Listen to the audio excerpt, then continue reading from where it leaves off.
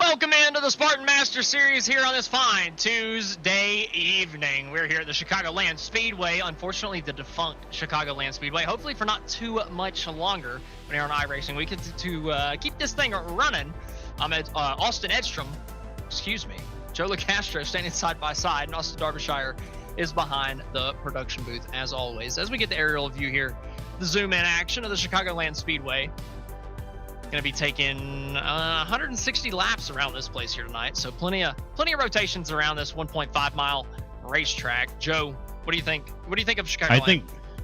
I think this would be my hometown track if it wasn't defunct, as you just said. So if anything, I'm the one crossing his fingers, really hoping that I get a chance to see some live racing here at some point in the near future. But in the meantime, I get the next best thing, which is the Master Series out of SSRL racing here at the virtual Chicagoland Speedway. So I am excited.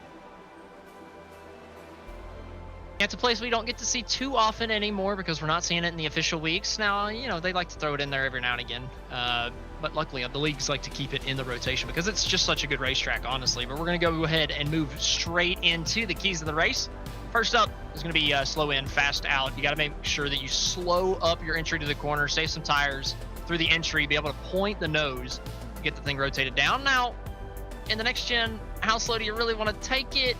I mean, that's debatable. Slow in the next gen is definitely different than slow in the beat car, but you just got to find it. Second key of the race, though, is going to be arc it, baby, arc it, baby, arc it, baby. And that's because, man, you got to arc these corners, too. The entry is so important here. Like I said, a little bit slower in. You also got to arc it. You got to get the nose pointed right so that you come out of the corner with a straight line of exit, be able to get the throttle down as early as possible and get some good speed coming out of the corners because these straightaways are freaking long here in Chicagoland. Then the third key of the race is time the side suck. And that just means you got to be careful about when you side draft. If you do it too early, especially on the front straightaway, you can get side drafted right back, side sucked right backwards, and you could give up your momentum going into the corner, and that's what it's all about. So make sure that you time the side draft absolutely perfectly here from Chicagoland. But it looks like our little warm-up session is over. It is done and completed, and we have a 41 car field here tonight at the Chicagoland Speedway. Massive turnout. And, well, we're going to go ahead and jump through the starting grid. And it looks like Kyle Westwood is the man on the pole here tonight. And he got it by a little bit over half of a tenth of a second over Lou Christian. Charles Van Schack lining up in the third place spot. Cameron King lining up in fourth. Last week's winner, Edward Scherer Jr. with his first win in the Spartans Master Series, starting in the fifth place. Corey Moore is going to be starting on his outside in sixth. Chris Vinson lining up in seventh. Chuck Burley on the outside in eighth. And then rounding out the top 10 is going to be Kyle Gerlach and Sammy Harrell. Moving into the 11th place, it's Devin Maines. 12th, it's Colby Jackson. 13th, Chris Hudson. 14th, Jordan Sailors on the outside. 15th, it's going to be Dakota Jorgensen. And 16th, Joseph Causey. 17th place, Jarrett Feltman. 18th, Corey Saucier. 19th, Scott Healy. And 20th, Tom Ringer. Lining up on row number 11 is going to be PB Henry and Charles Abbott. The row behind, Mark Sanchez and Chase Johnson. Starting in the top, or in the 25th place position, I should say, Justin Levine. And then 26th is going to be Art Nicotera. 27th is Jeffrey Oakes with David Salter starting on his outside in 28th. Kevin Zosiak's going to be lining up in row number 15 with Cody Curran on his outside in 30th. After Cody Curran in 30th, 31st, Jay Salmon. 32nd, Kenny Powell. 33rd, Todd Parent. 34th, Victor Pfluger. 35th, Nicholas Schell. 36th, Kalen Mitchell. 37th, Johan Seminario. 38th, James Staples. 39th, Jake Hickson. And 40th, Kyle Fountain. And rounding out the field here tonight is just going to be lonely old Robert B. Saw Jr. on the last row by himself in 41st. The only guy looks like not to lay down a qualifying lap. So B. Saw still in the race back there in 41st. Did he stay? No, he's actually not going to be lining up on the grid. So only 40 cars actually gridding here tonight. Like we mentioned, Kyle Westwood, Lou Christian up on the front row. They're going to be the guys bringing this thing to green. Not seeing too many of the one sim cars up here like we've been seeing a lot of the season. They're mired back in a little bit of traffic. And in a place like Chicagoland, there's places to move around and search and find grip, but you are going to burn out your tires if you run just a little bit too hard. So you got to be careful coming through the field here a little bit too early. We're coming up to the green flag for the first time tonight in the Spartans Master Series. The pace car pulling off down to pit road. Westwood leading us down to the green flag. And we're racing in Chicago. Looks like a nice even-keeled start. Bit of a spread now. Up to the outside goes the number 2 of Luke Christian. He's running the outside line, holding on there. Looks like they almost send it 3 wide. Who's that in the black car there? And the number 91, Cameron King, making the middle line a name for himself. Now he's 2x2, side by side with Luke Christian as they pull it down, fighting for third. Westwood stretching it out to a lead, coming out of turn number 4, but Van Schack is a little bit quicker coming out of the corner. He had a bit of run. Oh, caution, further back, spinner coming out of turn number 4, down to the grass, and then coming back up the apron. Ooh. Well, that's the 8 of Dakota Jorgensen. Everybody scattering down the front straightaway, where there was a couple other cars involved as well. Looks like no. Devin Maines. Devin Maines was a big part of that. Johan Seminario was a big part in that. He's got a lot of front end damage.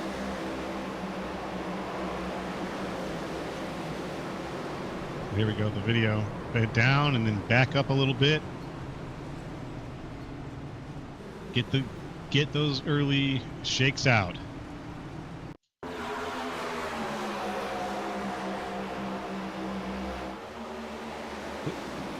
Johan actually got his damage. Yeah. What in the world? When did Johan get... Johan got his damage on the grid. Oh, like getting no. started coming out of the grid. He slammed into the back of Nicholas Schell, just waiting on the grid. What is going on here? Everybody's okay. Everybody's got a little hot blood right now. I mean, what in the world?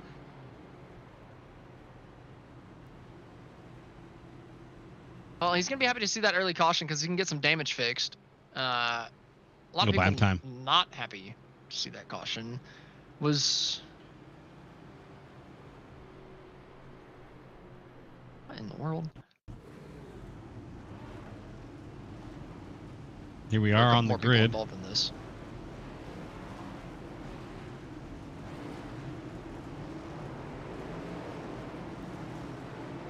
Wow. Yeah, just drove right into his back. Yeah, it's tough for Johan. That's... I don't know. I mean, obviously, the little stack up in front of him after a couple of them started going, but ultimately on the grid, getting up to speed. Until you get to the pace speed, you got to pay a lot of attention because you just know somebody's going to stop in front of you, especially starting that far back on the grid. Ultimately, it just hurts himself, right? You dent in somebody's rear bumper a little bit. Honestly, it's probably not going to be that big of a deal, but Johan getting nose damage, that's a big deal for a zone race. Now, you can get maybe all of that fixed. Will it return to, 100% capacity? Not 100% certain with it being, that heavy of nose damage. Yeah. Well, did he... Yeah, I think he did pit. No, he didn't. He has not yet.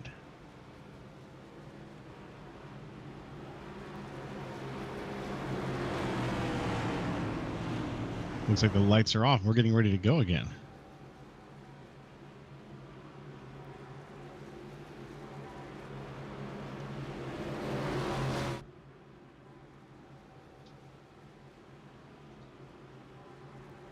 Coming down the back straightaway, so a pretty quick caution. Didn't have anybody a lap down or anything. Levine started from pit road, so that caution helped him out. Now he's with the rest of the pack. So Levine's going to be with everybody. Benefit to him. But back up at the front, Westwood, Van Schack,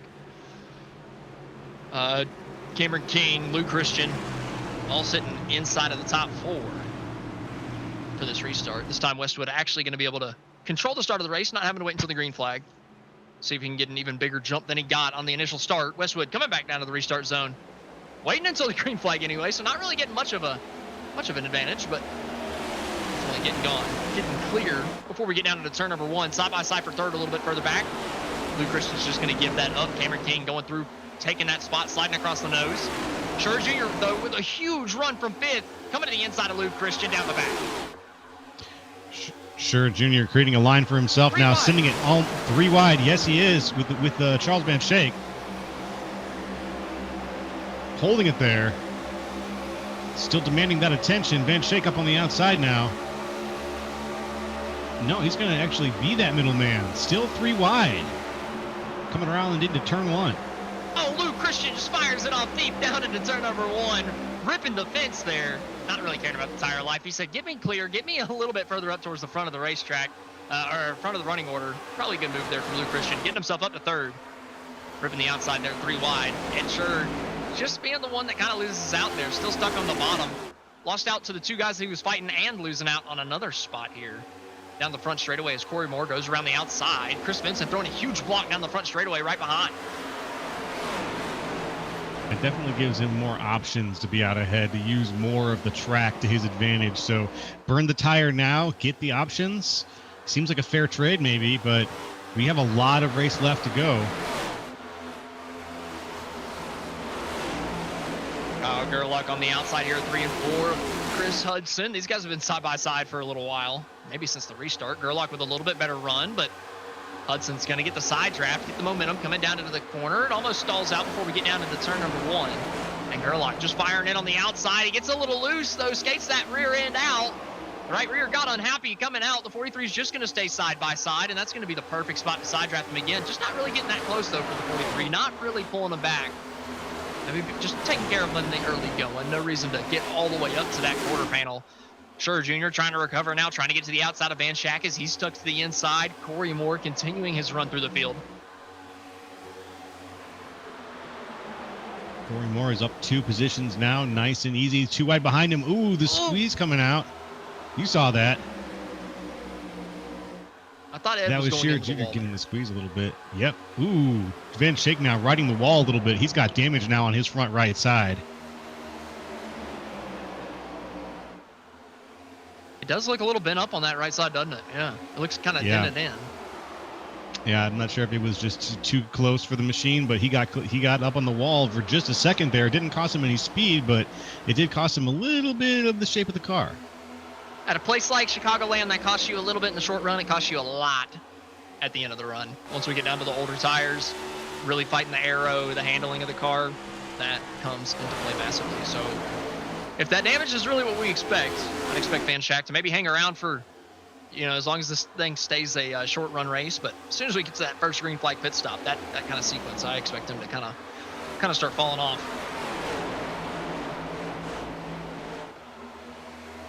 Taking a look through the pack now. Westwood out in front with a very strong lead of a good half second over Cameron Spinners King. Down the back straightaway on the apron. One coming up the back stretch. Oh, a couple guys going by. Looks like the 0-3 of Cody Curran was one of the guys involved. And Corey Saucier is going to be the other in the 18. So down the back, just a 2-car incident. They both came off the wall, it looked like, and came down onto the apron. Didn't look like it collected anybody else. Both of them side by side through turns 1 and 2. Let's see it. Saucy just loose, coming down, twitching, able to catch it, but the 0-3 just naturally coming out of the corner. They may make a little bit of contact, and both of them go spinning. Yeah, what can cause that looseness coming out of that turn? Let's have a look and see a ride along. Just a little bit too much throttle. Just gave it a little bit too much gas. Yep, right there. Snapped it out. And it bit. Coming around the outside at a place like Chicagoland, unless you're seeing that front end move a lot because, it's reacting to the wheel moving a ton, it's a throttle issue with that back end stepping around. You've just overcooked the rears a little bit from what they can actually handle. And, the way you twitched, it was all rear end. And it's at that point, it's just nothing he could really do. Tell he's just pushing it for all he could on the outside of the racetrack, trying to pick up spots, right? He's trying to do everything he can to move forward, but honestly, a great job from those guys not to make any more contact. They can come down, take tires. They'll be at the back of the pack, but it's not like it's a race ender.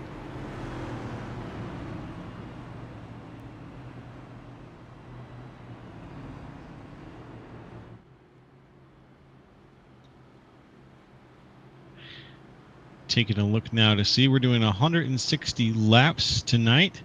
Stage ends at 65 though. So that's our first and only planned break. And it looks like everybody's got 4 sets of tires in the pits. So keep an eye open over these 160 laps for folks going in for the quick change.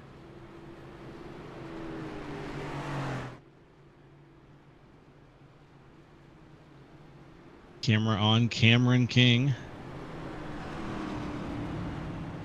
picking up 2 positions now from where he started.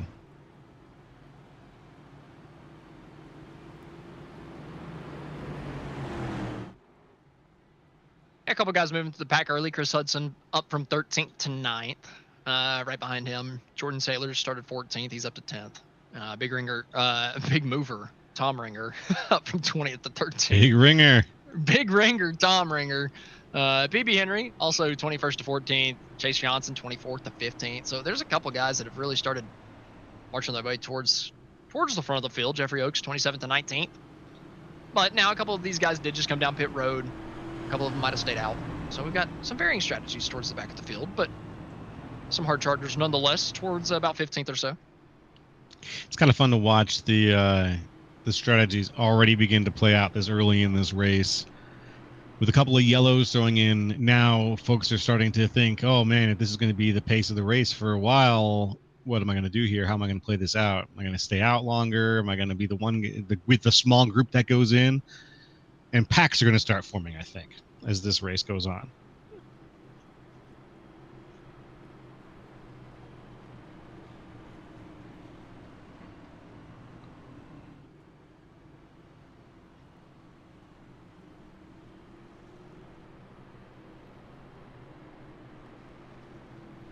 Curious to see how many laps we run on this initial tire set. Are we pushing it, all the way to the end of the first stage? I imagine it's probably the case for a lot of guys. I don't know. I'm looking at it. We got 4 tire changes. Maybe you've got 1 in the first stage. I was gonna say maybe 1 for the first stage, 1 for the break, and then two to really try to drive it home. That's probably the smart move. And a couple people at the back of the pack did take tires or came down and topped off on fuel. So there's gonna be some people maybe playing it close to getting to the end of the stage on gas. A lot of the guys at the front stayed out, but some of the guys at the back might try to play the fuel game. That is a whole nother strategy that my brain is barely ready to comprehend, is the fuel strategy on top of the tire strategy. 60? 65. Is it 65? Oh, okay. My bad. A little off this week. It's all good. I was just checking it, so I'm pretty sure it's 65. I will trust you, hopefully. Well, they do say eyewitness testimony is the least trustworthy testimony, so I'm a little nervous. Got him, folks. But then the thing is, like, if I check, then I would just be another eyewitness, right? That's true. Is that trustworthy? Nope, not at all. Well, you are the primary witness in this case. I guess I would be the primary. I don't know. I don't know that particular terminology there, but I can tell you it's either 60 or 65, and either way we're going to look very smart and likable. We already look both. It's okay. Kyle Westwood back to the green flag. Back to the green flag. Cameron King there on the outside. Able to stay clear for a second. It looks like he's getting a push from Lou Christian, blocking all the way to the fence. Staying up high, though. He's going to end up being side by side because Corey Moore pushing through down on the inside, taking the shortest distance. Picking up a couple spots there on the inside. Almost clearing here for second. Oh, he tries to fade up to the top. Not going to be able to do it. Cameron King keeps his foot in it, and he's flying around the outside. Just about gets to the right rear of Kyle Westwood as we go down into turn number 3. The 91 with a huge head of steam coming off the top side of turn 4. Trying to get clear. Corey Moore not going all the way down to the apron, not taking the draft, going more for the side draft as they stay side by side, coming down to turn 1. Love that Westwood is just driving his line right now, using the whole track to his advantage. There's a progressive gradient here at Chicagoland that lets you choose lanes very deliberately, and watching Westwood go up and down is not really driving the block. He might be now, but watching him drive his line has been really wild with all the cars behind him, directly behind him, the Hornet's Nest going crazy, vying for that second place spot. Cameron King, he's got it right now. Corey Moore trying to look to the inside, but he's also trying to fend off 2 hungry customers coming behind. Sure Jr. gets a little twitchy there on the inside of Van Schack, as Lou Christian's powering around the outside of Corey Moore here for the 3rd place spot. Coming down the back straightaway, gets to the back bumper of the 91.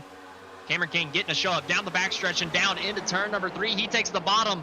Christian takes the middle. Corey Moore stuck in the dirty air as Van Schack goes way up high to the fence, and Schurer Jr. wrapping that white line all the way around the bottom. Staying side by side further back. Battling for 5th. Top 4 decided for now.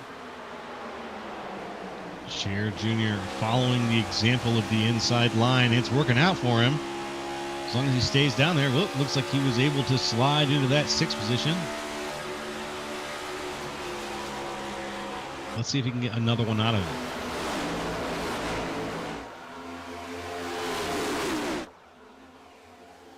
Oh, the timing box says that he has just by a nose right now. It's too wide though. It's Shear Jr. and Van Schack. Anybody's game for fifth still. Van Schack way up high to the outside. He doesn't have any help. Ooh, tight. Shear Jr. putting it 3 wide, diving down to the inside of the Corey Moore. As if he wasn't even there.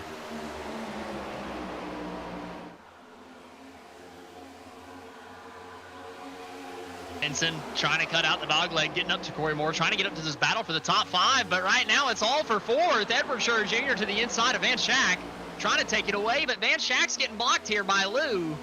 Up to the top, gonna have dirty air, but they're still just gonna be dead even coming off the corner. Nobody really able to get ahead. Ed not really going for an aggressive side draft, and he's gonna get cleared down into the corner. Van Schack able to take the 4th place spot, continuing that momentum, trying to get to the back bumper of Lou Christian up ahead of him.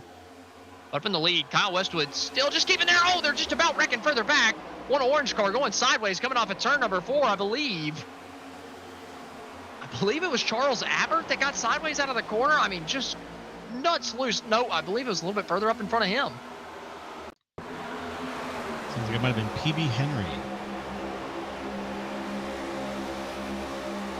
Wiggly, very wiggly right there, and then he just gets tapped. Whoop, but everybody's PB back Henry up. in the orange car? Did he get? No. Who is that?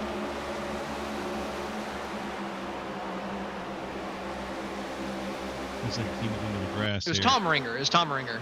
I think that's a new paint scheme for Ringer. That caught me completely off guard. PB Henry there, stuck on the bottom, there. pinching him up. And he goes through the grass a little bit. But Tom Ringer's the one that got the worst end of that. Not terrible, but could have. Oh, up towards the front of the field right now for 3rd. Lou Christian just got hip checked out of the groove. Edward Shear Jr. sends him up out to the wall and says, "Thank you very much. I'll take 3rd place right away from you." Up even further. The battle for first is on. It is. The 91 has found the outside of turns number 1 and 2 around Kyle Westwood. And he's powering by the 92, just taking it from him. And still a battle for 3rd place as they get first sorted. Ed on the outside, but Van Schack's not letting him keep it. Westwood goes for a really big lift on the entry of the corner, trying to check it up. And that puts him in a side-by-side battle. He gets sideways. Edward Shear Jr. has to check up, and Luke Christian goes back by him on the same lap. Ed checked him out of the corner. Sorry, the next lap that after Ed checked him out of the corner, Luke Christian goes right back on by as Ed had a big moment coming out of turn 4. Loses a ton of spots, and now Lou is looking in his mirror saying, well, that's pretty big karma right there, buddy. Wow, Westwood's still very loose now. I've been watching him go around a little bit here. He's trying to keep the car on the track, but he's still losing speed every turn. He's getting passed. Something has gone wrong with his momentum. What in the world? And maybe he cooked the tires too much, driving out in front, like we said. But at this point, Westwood has fallen back 6 places. I wouldn't expect this much tire fall off. This has the makings to me of a really daggum good short run setup that did not get tested after 20 laps. I mean, he was rapid for the first 10, 15 laps that we were actually running green flag, but I mean, he's sliding crazy fast. I mean, he didn't ever hit the fence, did he? I'm gonna have to go back and see if he clobbered it at some point. Yeah, I don't have any recollection of him making a serious contact with the wall at any given point, but right now with who I thought he was one of the favorites for the race personally, but this position that he's in, he's going to need a pit stop to really figure out what's wrong with the car. Maybe he left his qualifying setup in. I don't know. I mean, the way that he's shopping through the pack right now is just, it's ridiculous. I haven't seen somebody fall this fast in a while after leading the first 20. I mean, he is just continuing to drop back. Is that Sammy Harrell that's going around his outside now? Contact between the two before we go down to the turn number 1. Harrell trying to go back around the outside. It almost looks like Westwood has found himself again. Harrell has it. He's sideways coming out of turn number 2. Westwood's going to go back by. So I don't know if Westwood's dying right now or if he's somehow coming back to life. I don't know what's going on behind the steering wheel of the 92. Now we're going to have to find out. Maybe we'll get a chance to talk to him later. Maybe not. If he can claw his way back up to where he was. But right now, place after place seems to be slipping through Kyle Westwood's fingers. Up at the front, Charles Van Schack has taken first place from Cameron King, but only by a nose. Side by side, constant battling for the race lead. Charles Van Schack trying to get it. He led it at the line by 0.005 of a second. And now trying to just drive it down deep into turn number 3, down the bottom side of the racetrack. Trying to skate up the exit, trying to clear the 91. Not going to be able to do it. Cameron King has the momentum coming out of the corner. Van Schack leads another lap, but not able to get clear. Stuck on the bottom once again. Can he hang on through 1 and 2 and give him another chance through 3 and 4, where it just seems the bottom is a little bit better, but he's making the bottom work in 1 and 2. Slides up across the nose of Cameron King. He takes the top side and gets the bumper from the 91. He's got that nice clean air now. He's going to be able to make use of it, shooting down into the beginning of this turn. He's got the speed. It looks like Lou Christian was trying to do something back there in 3rd place. Couldn't quite do it with the 2 of them vying for 1st, though. Cameron King, without a lot of options, his main goal right here would be to try to take the inside at a spot where he could get down there first, but he just can't seem to get down there ahead of Van Schack. And Van Schack, I thought maybe he doesn't have any right front damage. Maybe we're seeing something on his paint scheme or something. I don't know, because he's looking fine. He's got himself up to the race lead. Looking pretty decent up there, too. I think we might have been making up stuff in the broadcast booth a little while ago. Just about side by side for a second. Cameron King and Lou Christian almost battling out of 4, but Christian just could not quite get to the right rear. King going to be able to hang on to 2nd for now. Things have started to string out a little bit aside from this battle for the lead. Back in the battle for 4th, there is a little bit going on between Chris Hudson and Ed Shearer Jr. Not quite as much as what was happening in the lead, but if you look even further back, the first 10, 12 so cars have all started to find their groove as we get into things here. And Ed Shearer Jr. gets to the inside of Lou Christian. I don't know if he got a little, oh, yellow flags flying. Not quite sure where the incident is. I'm not seeing anybody. Must have been down in turns 3 and 4. Oh, the 0-3. I do see a car on the apron. Cody Curran. Unfortunate situation. Let's see what happened. They wrecked coming out of 2, and somehow he's against the wall coming into 3. So we're going to have to figure out something here. Mark Sanchez in the 29. Colby Jackson up top. Colby comes down. Mark squeezed in the middle. And the 0-3 just kind of caught on the bottom, spun down all the way to the inside. I guess didn't ever think to hit the brake pedal. I think he's on the gas trying to get it to go forward. Wow, he is. And somehow it skated up and just kissed the outside wall with the right rear. So no damage again. Still probably should hold the brake next time here, Cody. That would have been a lot better instead of skating across traffic. Yeah, you think to yourself, oh man, I'm facing backwards. If I just hit the gas, that'll slow me down even faster. And that's just not how it works when you're skidding around. You're just going to create a surface for your tires to slide on. You're going to have no grip, just like this situation here. And you can tell he was on the gas. Now, it looks like he's on the clutch now. There we go. Did he mean to hit the brake, but he hit the clutch instead on accident? That's a good question. I don't know if I've ever hit the clutch while I'm wrecking. So I feel like that was an accident. Yeah.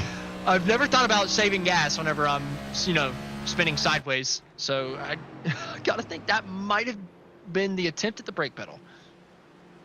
Yeah, I think you're onto something.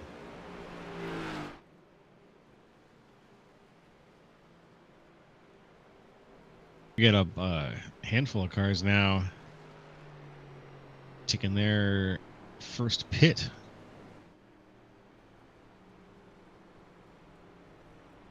Or second in some cases, I think. Third if you're Justin Levine.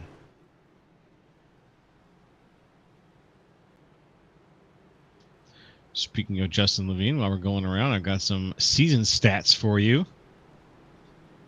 So far in the season, we have had 7 races. There have been 3 guys who have had double wins this season so far. Joseph Kazi, Justin Levine, and Johan Seminario. Double wins across 3 people. Ed Shearer Jr., the odd man out with a single win. He was the winner last week. So that leaves One Sim Motorsports as the team that's pretty dominant right now in this season. That's true, but every single race, it seems like 2 of them take themselves out. So at some point, one of them is going to do something really, really, really dumb.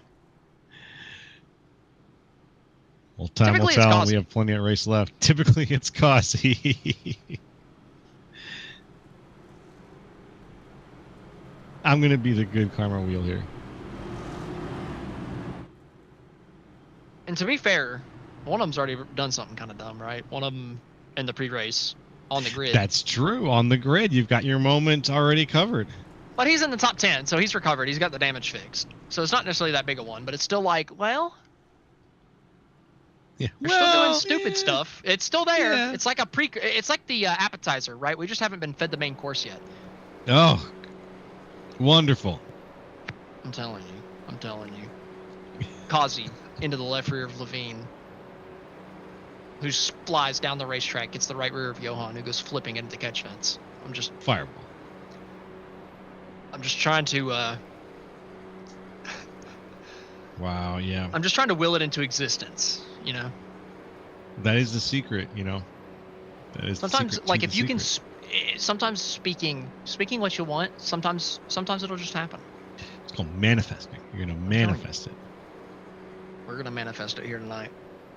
Causey and All right. Levine's left rear into Johan's right rear. I manifested a yellow in the last 5 laps of last night's race, so anything's possible. Telling you, I've been seeing announcer jinx galore. Last night there was a big one in a league I ran. Somebody was saying, like, this guy was leading coming out of the last corner, and he hadn't won in 2 years, and the announcer goes, "Oh, he's broke the streak, he's gonna win," and then he ran out of gas and wrecked himself across second place's nose coming to the line. So I've seen a lot of announcer jinxes the last couple days. I'm trying to add my name to that list. We're coming back up to the green flag here with Charles Van Schack up in the race lead. Coming to the restart zone for the first time tonight. Van Schack up to the lead and to the green flag.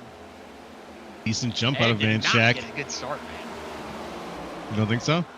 Oh, look at him way back there with Levine. I'm surprised Vincent didn't get to his inside. I feel like he could have. Oh, you said Ed. I thought you said Van Schack for a second. Oh, no. I was thinking of. Maybe I didn't, but I meant Ed. No. You said Ed, and I thought to myself Ed Van Schack, and it's actually Charles Van Schack up there at the front. You had a pretty good jump. That's close, dude. Almost the same. Either Well, way, it's three guys. We would say all 3 of their names at the same time all the time, so it just always threw me off. Crap for it. Causey up in 7th. The last car kind of single file up in the front train. Behind him, though, well, I was going to say behind him, Chris Hudson just flew around his outside like he was sitting still. Holy crap, Chris Hudson picking up 2 spots. And now 3 wide behind. Johan stuck in the sandwich. Kyle Westwood, who we know has a short run car, is flying back through the field and towards the front. 3 wide back behind Johan Seminario, and again 3 wide as who is that falling back a little bit? That's Kyle Gerlach falling back through the center of the columns a little bit, trying to find a home for himself right now. He can't seem to pick one up though. No, he can't. Not Joseph Causey can't. Gerlach finally getting up to the top. Causey down to the bottom, out of the 3 wide situation. Johan still looking down low, trying to pick up a spot. Corey Moore to the inside of Gerlach, 3 wide with Kayla Mitchell coming out of the corner, coming out of 401 hard into the fence. Colby Jackson into the back of him. One Chastaining the fence, coming across the start finish line. Trying his best to. It looks like also Samuel Harrell hit the fence a little bit. Him in the 42 machine on the outside of Joseph Causey. He's a little bit ahead of Causey, but he does have damage on his front right side from a good brush with the fence too. Seems like it's almost unavoidable for these boys at this point. It was Victor Pfluger who's stuck against the outside wall. Down the front straightaway, he's got a good dent in the right front. But still a good ways to get that thing fixed and get it back up to speed. Up towards the front of the field, though. The 42 looking for a little bit more. Saban Harrell to the inside. And a little bit further up the field, Charles Van Schack. Now he's in a battle for the race lead. All of a sudden, 5 cars under a blanket, trying to take the lead away from Ed Schur Jr. and Charles Van Schack. Where in the world does this mess come from? A couple cars on new tires, a couple cars on old. Lou Christian taking it on the inside. Huge stack up at the top with Westwood on new tires, too. And now Lou Christian up to the lead out of nowhere with Chris Hudson in tow. This abominable snowball of cars is just blossomed into an absolute madhouse up here at the front. That was impressive. 3 wide still, back a little bit further for 4th place.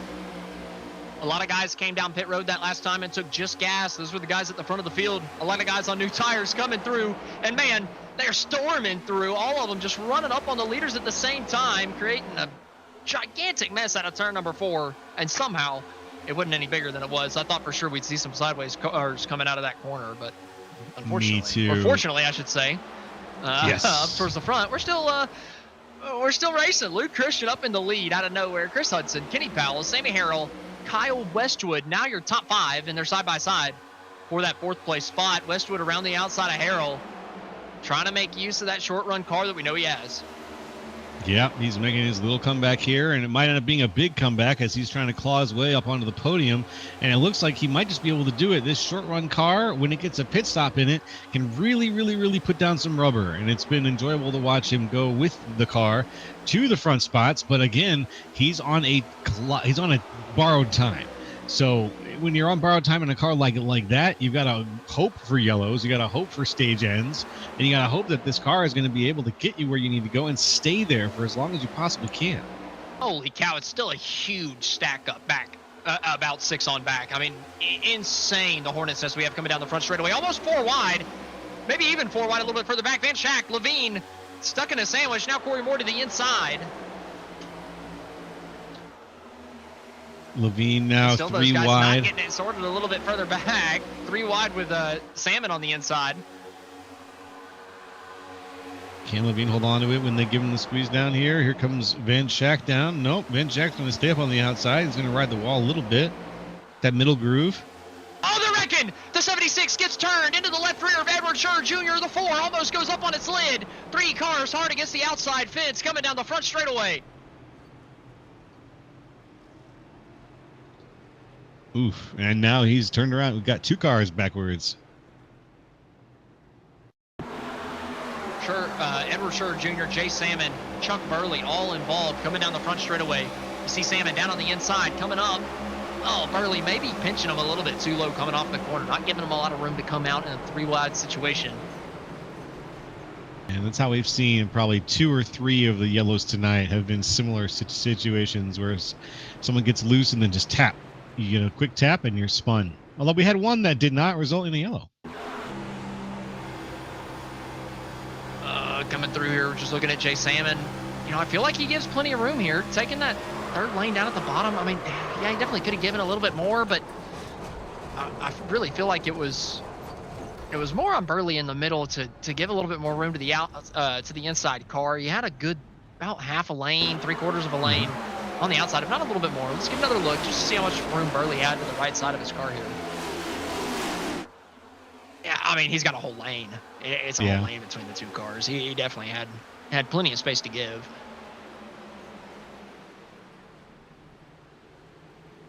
That's when you wonder where are the driver's eyes in that moment? What was he looking at? I mean, probably on the car on the outside, he's probably worried that Ed is too high and that he's probably going to turn off the wall. So he's thinking he needs to give him a little bit more room. Because look how Ed came super close to the fence. So maybe Burley's looking at Ed and thinking, this guy is hitting the wall. I got to give him space. So, you know, that could have played into it. Definitely. But, well, I think this is our 4th caution. So I say we go ahead and take our first commercial break of the racing action. When we come back, we're going to take this thing to the end of stage number 1.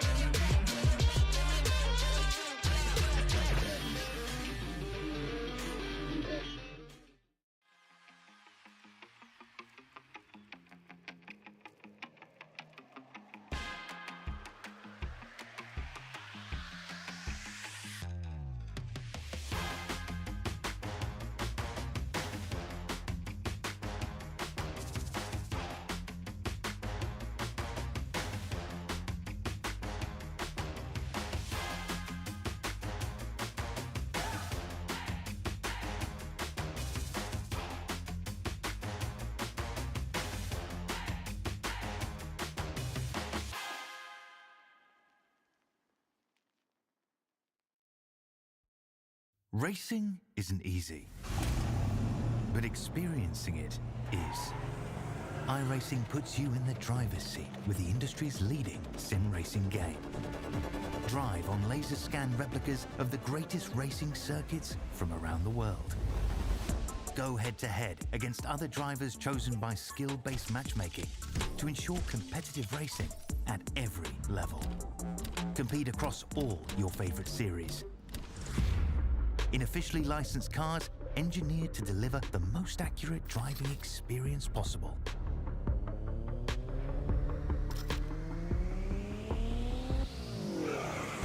Join a race or host your own with players from across the globe.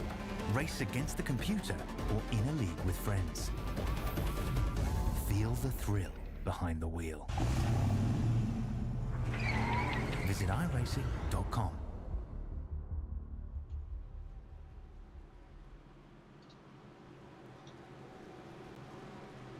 Welcome back to the Spartans Masters Series here at the Chicagoland Speedway. And well, we're getting ready to restart to hopefully finish out stage number 1. Going to be 15 laps left in the stage. Lou Christian on those tires is going to be leading the way. Kenny Powell in second, Chris Hudson third, Kyle Westwood in fourth with Sammy Harrell finishing out the top 5 coming up to the restart. Lou Christian, Kenny Powell coming up to the restart zone. And Christian back to the green flag, back to the gas. We're racing once again side by side for second. Hudson with a much better start from third, getting a huge shove from Sammy Harrell. The outside line just not going as the top 3 are now all from the bottom line. Very good jump off the line from Luke Christian. Got himself his position on the outside to dive the inside line, hug the white line a little bit. He's back on the outside on the straight. Looking for that good entrance, as you mentioned, slow in, and then the quick exit. Harrell just barely able to squeeze back down to the inside there on Kenny Powell. Able to get to the inside, using the apron, cutting the dog leg. Staying side by side, but just did not drive it down to the turn 1 that deep. And Powell is going to take the momentum on the top side and get clear. Like you said, how I said in the pre-race, slow in, fast exit. The problem is, on the restarts, it's kind of hard to do that whenever you've got everybody all up on the pack bumper. You can only give up so much. It's true. That's true. And right now he's not allowed to give up anything. Christian does not have any room to stand. It's too wide behind him. 2 by 2, in fact. Kenny Powell, Hudson, Kyle Westwood, and Sammy Harrell.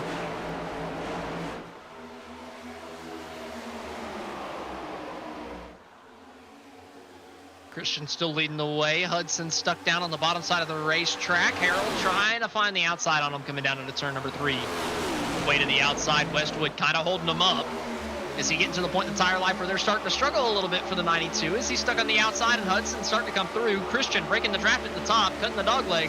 But Powell still closes the distance as we come down to 1, and he dives down at the inside of your race leader, Kenny Powell. Wow. Trying to take the stage 1 win side by side for first, side by side for third.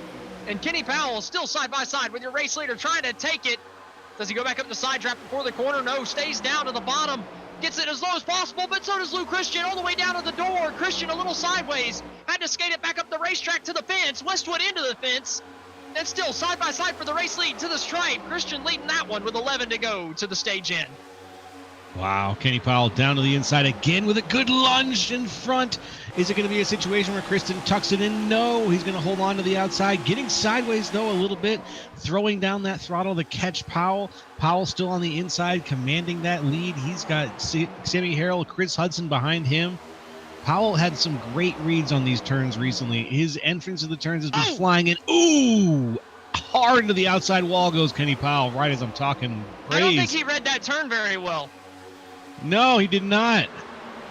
The other ones were great, though. Straight? He pounded the hell out of the fence. How is he still diving out of the inside for second? Kenny Powell should be dead. Man of Steel right there. That's good resilience. Oh, man. Contact with him and Westwood coming down the back straightaway. Whoa, Powell way up top. Maybe he does have damage because he could not find the bottom side of the racetrack down into 3. We're 4 wide. Coming out of turn number 4. Harrell on the fence. Hudson through to second. Wow, that was an incredible thread the needle moment. Not one you want to be stuck into, but one that worked out. Didn't put anybody sideways, though. Let's keep racing. Luke Christian says, thank you guys very much. I'll happily take this stage 1 win while you continue to be a bunch of idiots back there and fight each other for second, which doesn't really pay as many points. Like, come on now, I'll take this stage win all by myself up here. Chris Hudson, though, finally gets clear for second, so he's trying to run him down. And Sammy Harrell, all over the back bumper there for the second place spot. He was 5th on the start of this lap, up to 3rd. Luke Christian still holding on to first after Kenny that Powell start. hip checked down into turn number 1. He almost lost that thing and would have slid right back up across the racetrack and taken out half the field. I can't believe he hung on to that. Kyle Westwood getting a little bit loose also. He's getting loose in through the last corner there. He's on the outside right now, looking from Kevin Zosiak. Powell a little bit ahead of him. Sammy Harrell. Once again. Man. Oh, what is Luke Christian doing? That's the grass. Oh, he's tire dipping. He's trying to cool off those left sides. What the heck? Oh, that's going to get you in trouble. I don't think that's actually what he's doing. But either way, Sammy Harrell's to the outside, ripping the boards this time through 1 and 2, getting a huge run and diving down to the inside of Luke Christian. Christian was walking away with this thing. Looked like he was going to take the stage 1 win, but Sammy Harrell just shot out of a cannon. Oh, he's sideways. Sammy Harrell's losing it out of turn 4 into the fence. Luke Christian's going to go back by. What the hell? What is This going is just on ridiculous. up here at the Chris front? Hudson out to the inside, almost side by side with Christian. Almost there as Christian got a little tight, but Hudson's just going to fall into line. How many of these guys have damage after this fight? I mean, Powell's got to have some right front damage. Harold hit it pretty decent, probably not too bad. But man, he's still ripping the fence, still loose. It doesn't get a great run that time coming from 3rd place. Hudson doesn't really make any momentum up either on the race lead. 5 laps to go in stage 1. With 5 to go in stage 1, the front of this race has been where it's at the entire race so far. Some really, really intense stuff. Even our chat in YouTube getting into it.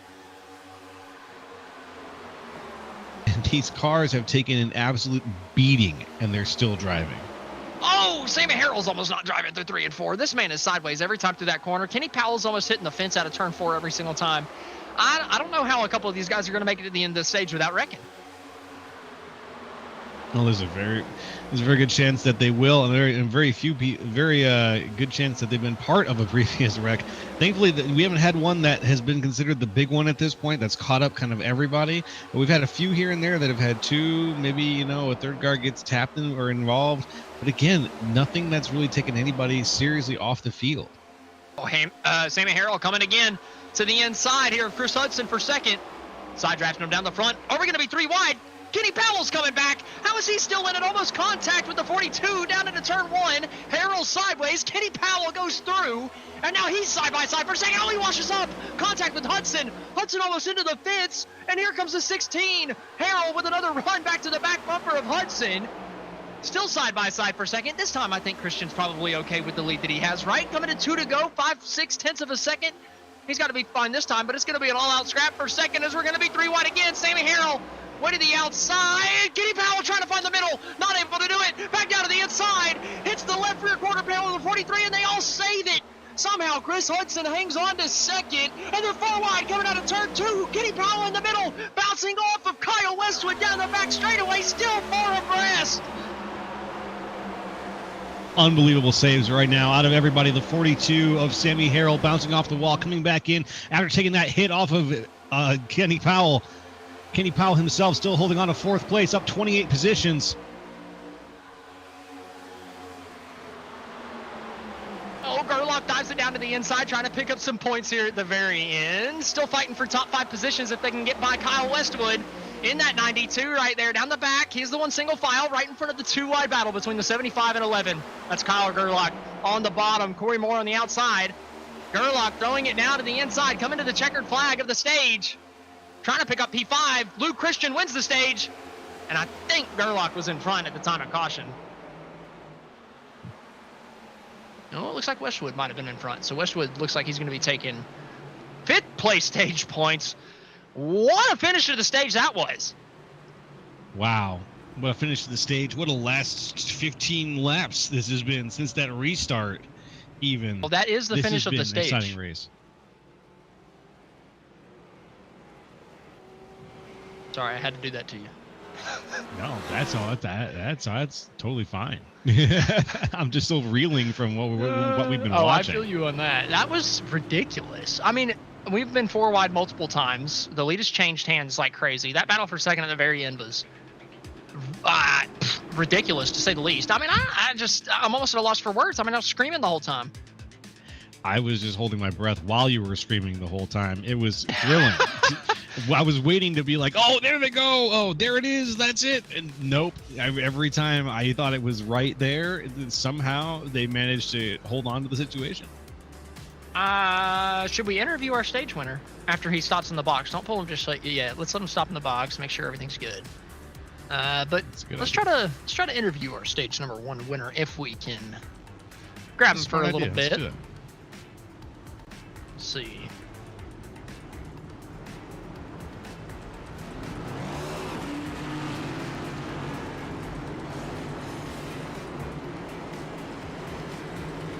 All right, looks like we're gonna try to get Lou Christian up to the booth here in just one moment. If our producer pulls him up here whenever he feels like it.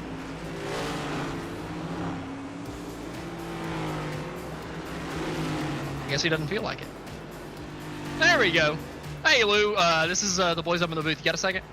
Yes, sir. How we doing?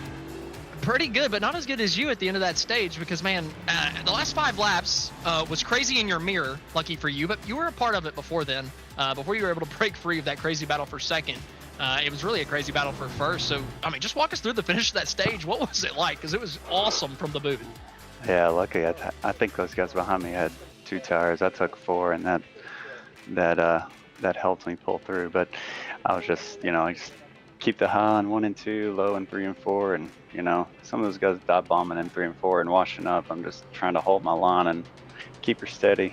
This big bump in 3 and 4 kind of spin you out, but yeah, there's chaos in my rearview mirror. Glad I wasn't in that. Going forward to the rest of the race here, Lou, being, you're down a tire set to a couple guys. There were a few guys that decided to not take any tires, like you said, a few guys on 2.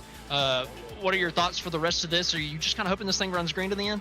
I hope it runs green. I'm going to try and tire conserve here till the end. I know some of these guys hopefully going to burn it off on the top line, but going to try and stay bottom for, at least 20 or 30 laps and maybe migrate to the high side. But yeah, if we go green, we'll just hang tires, probably lose a few spots at first. We'll be back in the end. Lou, we appreciate you coming up and taking some time to talk to us, and congratulations on the stage 1 win, and hope to see if we can, or hopefully we can interview you again a little bit later. Heck yeah, let's go. All righty, thank you, Lou. That was your stage 1 winner, Lou Christian, here tonight. And well, that was a hell of a finish, like I said. I mean, that was one of the craziest finishes I've seen to a stage. The entire thing was just nuts. The whole last 15 laps was just passing left and right, crazy dive bomb moves, 4 wide. I mean, you heard Lou Christian saying people just dive bomb in turn 3 and then washing up on exit. We've seen that. We've seen the contact. People, we've seen the 3 wide earlier with Ed Schur Jr. and a couple others into the outside fence. Jay Salmon, I feel like that turn 4 spot, diving into 3 and washing up on the exit is going to be the problem spot for the rest of the night. And well, if we get a 15 lap into the race like we did just then for the stage, oh my goodness, it's going to be even crazier. You're going to be out of breath. I'll tell you that. I was out of breath. I mean, I might be passed out on the floor. This is all just a reflex response. Everything we're hearing right now. I love it. Well, if that's the case, we'll see how the group adapts as the race goes on to that condition and see who decides to learn their lesson from it and who doesn't. I imagine we see more conservative driving here, obviously. We're kind of hunkering down for a long run. Lou Christian was like, hey, I'm saving tires. I'm making sure we get to the end of this thing. Some people are going to try to be a little bit more aggressive, but I got to think all these guys are planning for a long run. So we're going to have to wait and see if that's going to be the case here. To start stage number 2, Lou Christian coming up to the restart zone after he won stage 1 and brings us back down to the green flag. We're racing once again.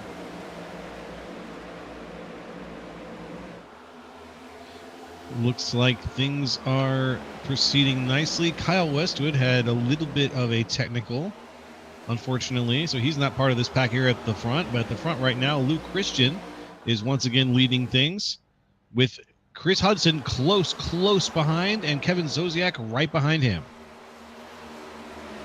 Zosiak in third, Gerlach fourth. They were side by side for fifth, but Kenny Powell's going to take that over Sammy Harrell. Coming out of turn number 4. It looks like they're 3 wide further back. Joseph Causey stuck on the outside. He's got Cody Curran to his inside. Oh, he gets a tap from Cody. Causey almost lost it down to the turn number 1. I know he didn't catch it on the main cam, but the 88 was dead sideways coming down to turn 1. Oh, sideways behind 2. Van Schack almost gets hip checked down into the grass. Everybody's skating all over this place. Yeah, there was at least maybe one more behind Van Schack. Even that was very, very close.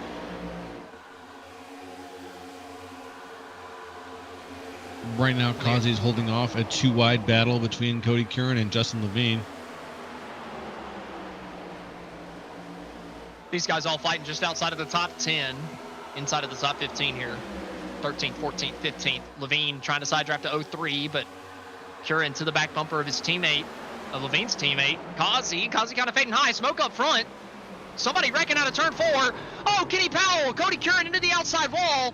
Mark Sanchez involved as well. A couple others caught up in it, into the fence. Oh, still banging into each other coming down the front.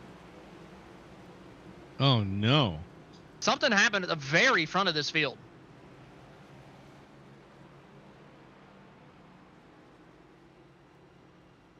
It all started with Sammy Harrell and Kenny Powell. There's Powell on the outside. It's a late move down from Powell to guard the bottom. And the 42 was showing his nose the whole time, so it's a tough kind of like, you know, he's clear, but the 42's going to get there. So do you clear yourself maybe at this point of the race to start stage 2? Maybe it's a little early to do that. But, you know, Harrell could have lifted a little bit once he saw that Powell was coming down. It's one of those things, just the give and take. Like, how much is Powell willing to take? He took a lot, but then, you know, Harrell wasn't willing to give anything either. He very well could have lifted just a little bit more. But, you know, if you're Powell, you're kind of putting your fate in his hands by chopping his nose off like that down to the corner. So it's a tough one. Yeah, you're moving for the block in a place that's not very advantageous if anybody takes any kind of damage at that moment.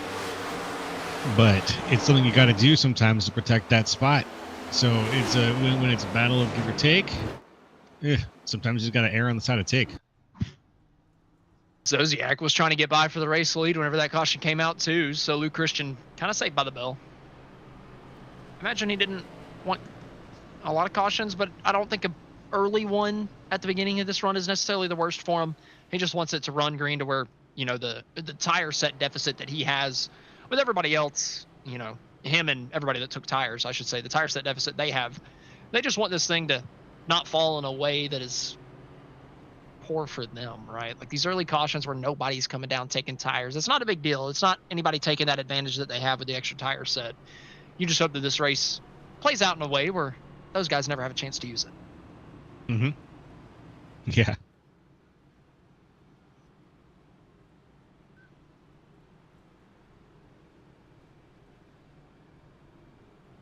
Still in the single file zone as everybody gets sorted out. 74 out of 160 tonight at Chicagoland Speedway.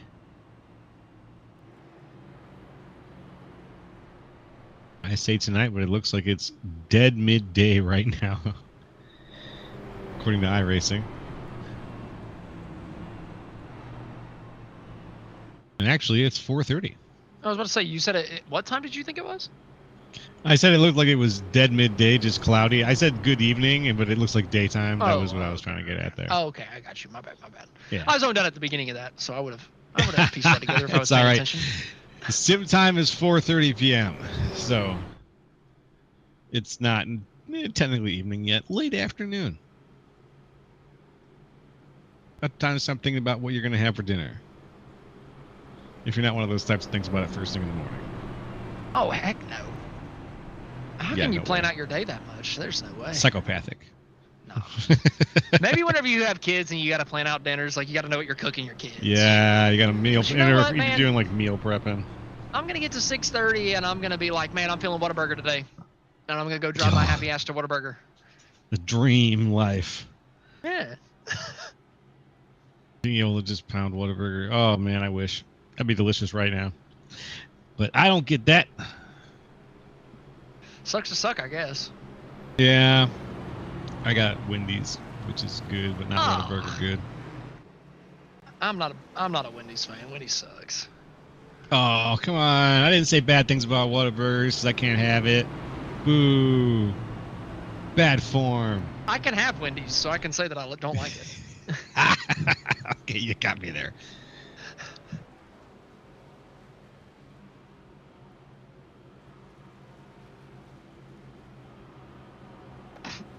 That's what I'm talking about. Y'all are crazy. How could you kill for Wendy's? Our producer says he would kill for some Wendy's. I mean, like, I would kill for Wendy's prices somewhere that wasn't Wendy's. Spicy chicken sandwich, baby. It's delicious. If you move the 4 for $4 to Whataburger, I'm there all day of the week, buddy. But The Baconator is incredible. All right, I'm going to second that the Baconator is pretty fire right now in terms of best burger from a burger chain, although the Bacon Ultimate Cheeseburger from Jack in the Box is also pretty tight. I'm glad this caution is coming to an end so we can stop talking about disgusting fast food places. Okay. Lou Christian coming back to the green flag. To save us from our sins. Chris Hudson up in second now as he gets a better run. And yep, he's going to clear for second before we get down to the turn number 1. Very fast clear there as Luke Christian pulls out in front. Hudson not willing to let go, though. Looking for it. As soon as he can get it, Chris Hudson's going to pop himself around there and try to take that spot from Luke Christian. I don't think that he wants to let him have a dominant run at all early on here. Either that, or he's going to sit there in that nice, dirty air that he's dealing with and grind out those and try to get Luke Christian to drive those tires out a little bit. Christian leading the way down into turn number 1. Both these guys filing down at the inside of the racetrack. Somebody that's not Kevin Zosiak there in third. Fighting around the outside, side by side with Chris Hudson, and he gets to the right rear of Christian. He's going to take both of them as they're scattering back further in the pack, just about 4 or 5 wide down the back straightaway. I don't know what the hell happened out of turn number 2. But man, we were all the way down onto the apron trying to get by as Kevin Zosiak ripped the fence and got himself up to the lead. Well done, Zosiak. I'll just inform that Luke Christian and Chris Hudson are teammates, so take everything I said, and they're going to do it in a friendly way. Yeah. Friendly. I'm Spirit going of to competition. in a friendly way. Mm-hmm. Corey Moore way up to the outside using the wall. Once again on the outside of 3 and 4. It's just, if you go up to the outside, you're just kind of like, I don't really care about my tire life too much right now. I'm just going to push, get to your outside and take the spot. I want the clean air. I want to get up to the front. That's what Corey Moore's doing. That's what Kevin Zosiak did. And that's why Zosiak is flying away right now. He is not slowing up whatsoever. He's coming down to the bottom of the racetrack. He's pushing that thing.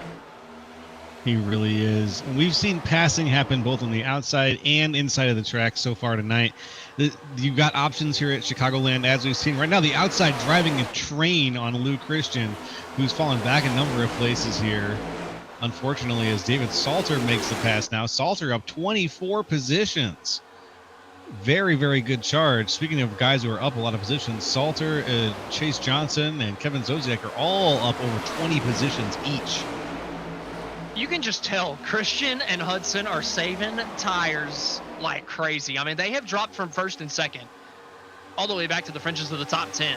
I say that. They're 6th and 7th right now, but they're about to be at the fringes of the top 10 because Levine's going around the outside right now. The 91's going around the outside, Cameron King. And they're just committed to the bottom saving tires. You can tell that they're just not pushing it. Everybody else is just ripping the outside, ripping the fence. Christian and Hudson are saying, I'm going to stay down here and just save my stuff. It's not a bad idea when you've got someone who's going to stick with you and provide a little bit of screen for you. And now it looks like that screen might be coming to an end as Hudson makes his way to the outside. Sneaking up on the quarter panel right now of Luke Christian. And Zosiak just continues to pull away. He's got a 9/10 of a second lead. Clearly the guy pushing the most. I'm curious, does he fall off like Westwood did? Because he's pushed so hard. We saw Westwood push about this hard, but he got his lead chopped up by cautions, and then he fell through the pack. Does Zosiak have the same condition after about 20 laps on tires? That's a good question. This could be based on setup. It could be based on just the way that you drive the tires when you're up there on your own. We're going to have to wait and find out. Already starting to reel him in ever so slightly. Still hovering around that 9/10 of a second mark, though. So honestly, Johnson, Salter not making too much of headway. Lou Christian just was a pinball between Chris Vincent and Kalen Mitchell. Cameron King and Levine side by side through 3 and 4. 3 wide further back. For some of these guys, they get it sorted out before they get out of the corner. A little bit more give now. Not too much take. Seems like everybody's giving each other just a little bit more space than we've seen on previous restarts. Starting to settle into what could be a long run. Levine trying to clear himself across the nose of King. Not quite clear. Not quite clear. Down the back straightaway. Levine still on the inside, getting side drafted back. And then just drives it in deep down to the inside, trying to clear this time. Slide across the nose of Cameron King and get himself into the top 5. And Justin Levine's going to do it. Going to be able to get to the outside, the preferred groove. King's going to try to undercut him off the corner. He's going to lift off, though, coming through the apron. Just give the spot back to Levine. So Levine in 5th. Gerlach now looking around the outside, trying to take it from King. Checking to see if he can do it now. That little hive of cars that was with Justin Levine has started to straighten itself out. Another pack is forming right behind it. We got a series of 2-wide cars going right now. Charles Aber at the front of that. Right behind him, that's Joseph Causey, Jordan Sailors, and as everybody sort of morphs between 2x2x2 and into this nice little group of, I don't even want to call it a single file line, as Kalen Mitchell goes falling back a little bit further, or excuse me, Chris Hudson goes falling back a little bit further. This amoeba of cars that just keeps changing shape has been starting to form right now around the 9th place position. Justin Levine diving down to the inside, taking 4th place away from Corey Moore. So he's gotten himself up to 3rd place on this train, still first way off in the distance. So now getting himself up to 3rd as he dives down to the inside here of David Salter, trying to clear himself off the corner, not going to be able to close enough. Salter side draft him off and doors him down the straightaway for some reason. Levine way down to the inside. Is he going to be able to get clear? Slide him off the corner. Johnson way tight to the outside. And he's going to give both spots to Levine. Levine able to go by both as Johnson slowed up Salter on the outside. And Levine says, thank you very much. I'll take the 2-for-1 special.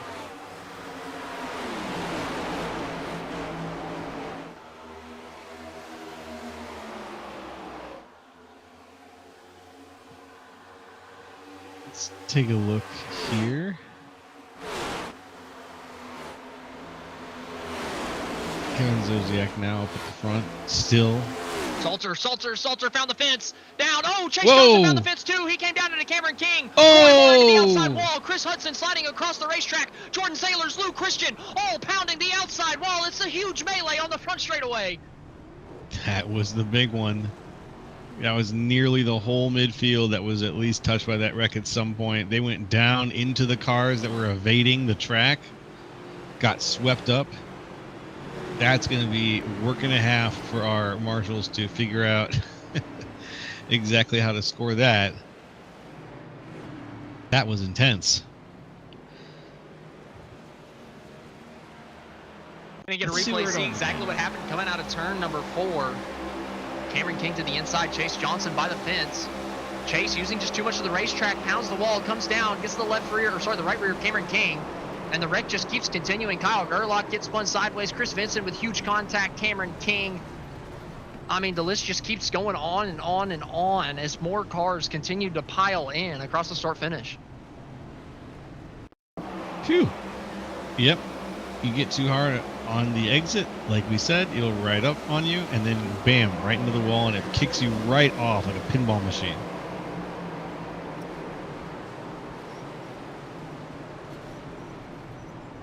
Victor Pfluger, Todd Parent, Art Nicotera, Chase Johnson, Tom Ringer, Chris Hudson, Corey Moore, Cameron King, Lou Christian, all on pit road immediately to get damage repaired. Your stage 1 winner caught up in that one, was just playing the tire saving game and gets caught up in somebody else's incident. Just tough. Tough. Very tough, Greg. It's almost like a mini stage 1.5 here, but for all the wrong reasons.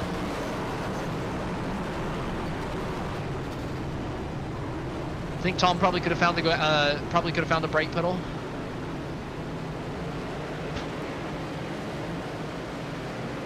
Not a good idea.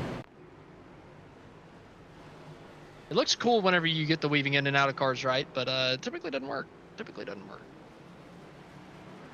Yeah, it's frustrating because it's one guy making a mistake, just pushing a little too hard, hitting the wall, but he hit it so hard that it just rebounded his car so hard off of it that I mean, he couldn't react to it. Nobody else could react to it after it happened. I mean, it was just, I mean, physics kind of took hold there after he hit the wall, and unfortunately, probably knocked out 10 guys out of having, you know, decent cars. Now, probably 10 cars with damage they're probably going to carry for the rest of the race, I'd have to think, because there's a lot of big impacts on that. Yeah, there were some pretty good smacks in that hit.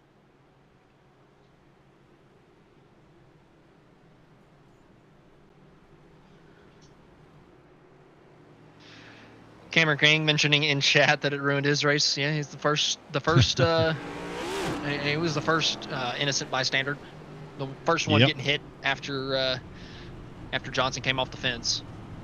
So obviously, unfortunate. Tough break for the 91. He was running up front just about the entire race, if not the whole thing so far. Yeah, can very, say that very about good. a good chunk of guys that were in that wreck, though. Like I said, Luke Christian still stuck on pit road. Chris Hudson, he'd been up front all day. Chase Johnson had been in the top 10. I know he's the one that caused it, but you know, he had been up there. I mean, that was just huge. Vincent had been, you know, top 10 all day. He's got heavy right front damage. I want to say Sammy Harrell might have gotten. No, I think Sammy Harrell might have gotten through clean. His car looks okay, or at least he's picked up the pieces or cleaned up the pieces enough to make it look okay. Charles Abbott was in it. I mean, everywhere I'm looking, there's just damage. Jordan Sailors, as we've already mentioned, just half the field has damage now. Whew. Well, that puts an interesting situation on the strategy of this race.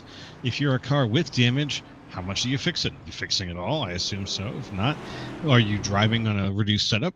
And we can only tell really kind of superficially here. We could look, if we followed with driver cams, we could probably see if there was like a broken linkage or something that they're driving on. But this is an interesting situation where we have a lot of hobbled racers. And you never really know just how damaged they had it. Like, how much damage did each person have? Once they get it all repaired, It's like, I feel like, you know, if you have 8 minutes of damage and you get it all fixed, like, your car's going to look okay, but you're still going to be slower than somebody that had 2 minutes of damage that fixed it all. So, correct. It's kind of tough to tell after they get it fixed, like you said. A little bit tough, but we can still the Gen 6 days it was easy, but now they just put brand new freaking body parts on the car and it looks all right. At least it looks like they put new body parts on. Like I said, the performance still doesn't feel like it, but it's definitely better, or it feels better than it used to with the damaged model, I guess. I remember 12 seconds back in the day, the Xfinity car would just ruin your race. Now you can get away with just about 4 minutes in the next gen. It's a joke. Well, I was going to say, I'm glad that things have changed then, if that's the case. And they may have over-tweaked it in the other direction.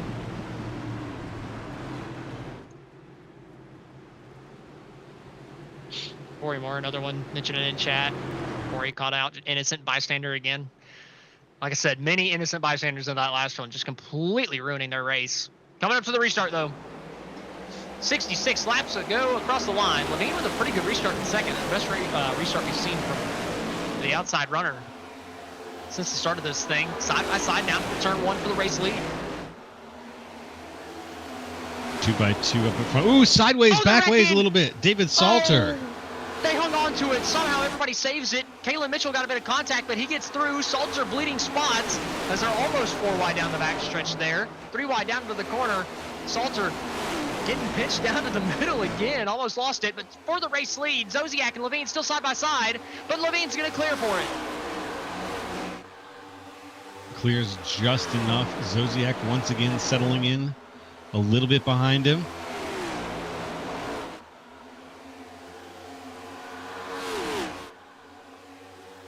Looking back at the replay to see what happened to Salter coming off of turn number 2. Driving 28 here. Halsey on the inside, a huge stack up. Salter might have lifted a little bit coming into the corner. Oh man, that thing just ripped around on him out of nowhere. Yep. Cold tires. Cold tires. That's what it looks like from this point of view.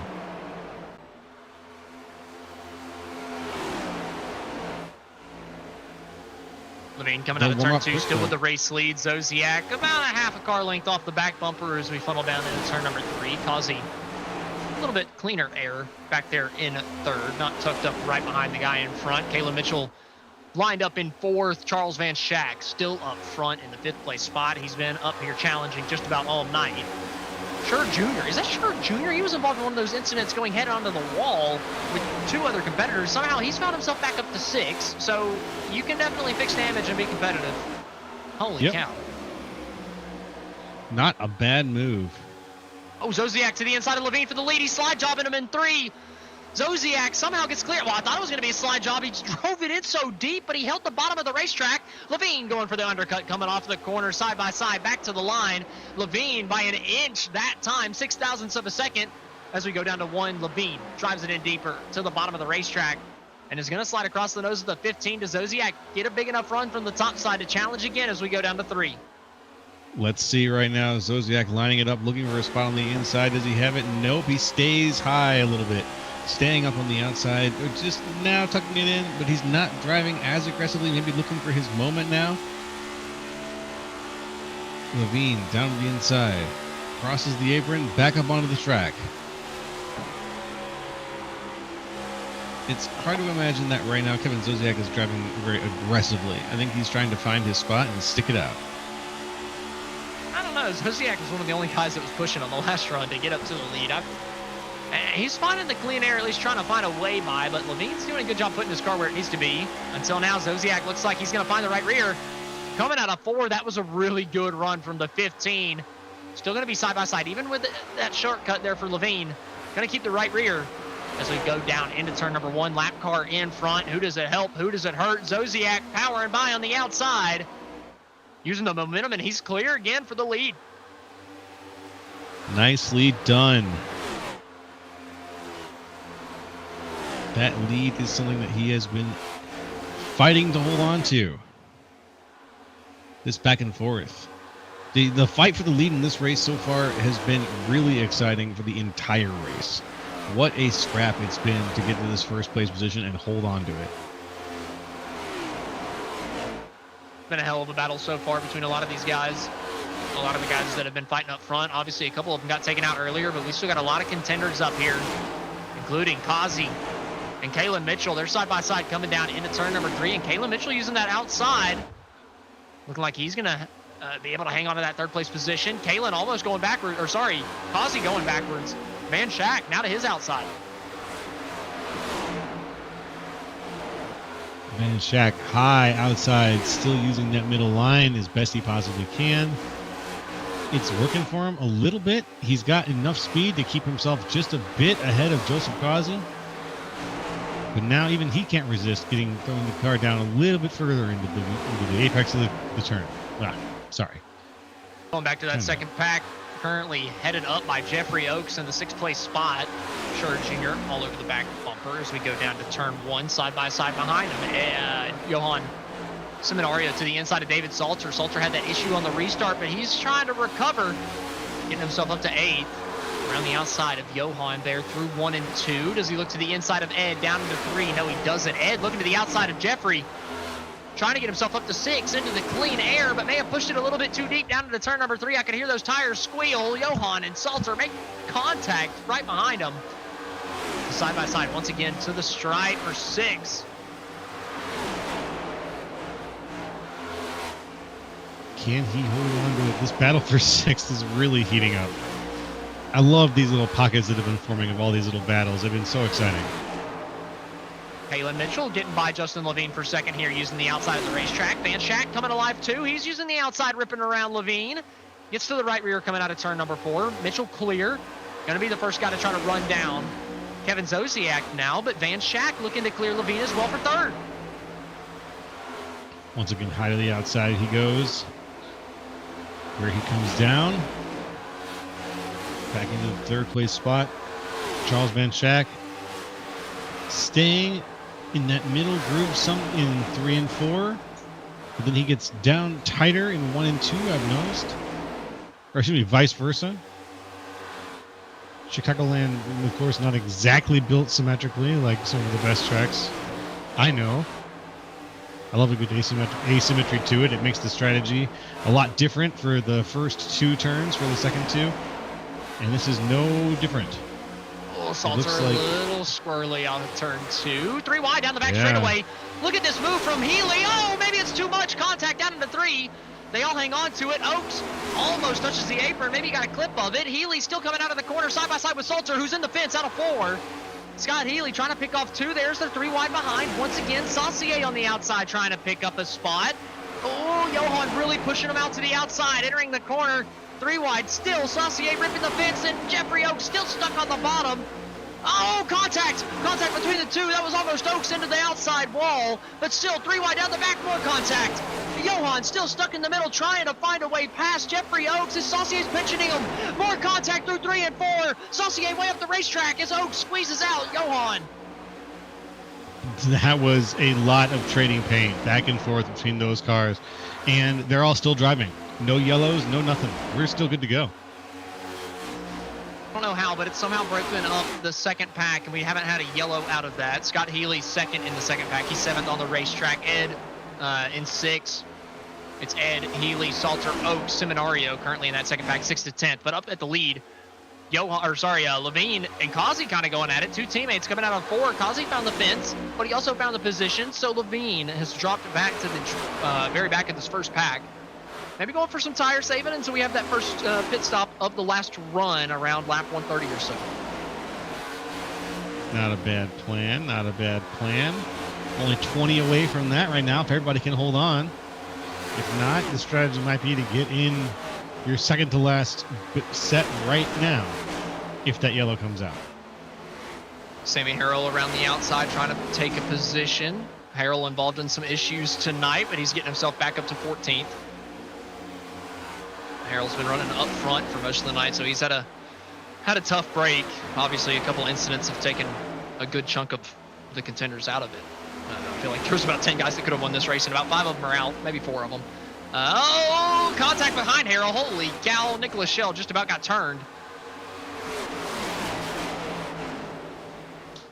Holds on to it. That's by a lap car. Chase Salmon, first car 1 lap down, got into the back of him, so a little sketchy moment there. Oh, back up to the lead. Oh yeah, we have missed Caleb Mitchell going by for the lead. He's taking it. We might be 4 wide for second. What the hell are we watching? 4 wide for second. Zodiac Levine in the middle. Charles Van Schack way up top. Yo, way up top, 3 wide. Just tight between the 3. Van Schack almost in the fence. Levine and Zodiac into each other, and Zodiac goes from 1st to 5th in 1 lap. Wow. Now that's pod racing, folks. Whenever we get the race in, it's freaking ridiculous. Now it's freaking Kazi. I mean, Mitchell's led for a lap and a half, and now Kazi's to his inside. The 88 and the 67 going at it down the back straightaway. Big side draft pocket with a bump draft behind him from Levine to Van Schack. So 3rd and 4th catch up to him. Kalen all the way by the fence. Looks like, is Kazi going to clear him off of 4? He is. So the 88 now to the race lead, side by side for 3rd. Kalen with a little bit better run than Kazi. Can it get him back? He's going to try his best. Only first place gets the candy. We're going to get a little replay of this situation. Here's Kalen Mitchell. High to the outside. Kevin Zodiac down. Kalen Mitchell's in the fence. He just gave up a spot to Levine. Now he's side by side with Van Schack.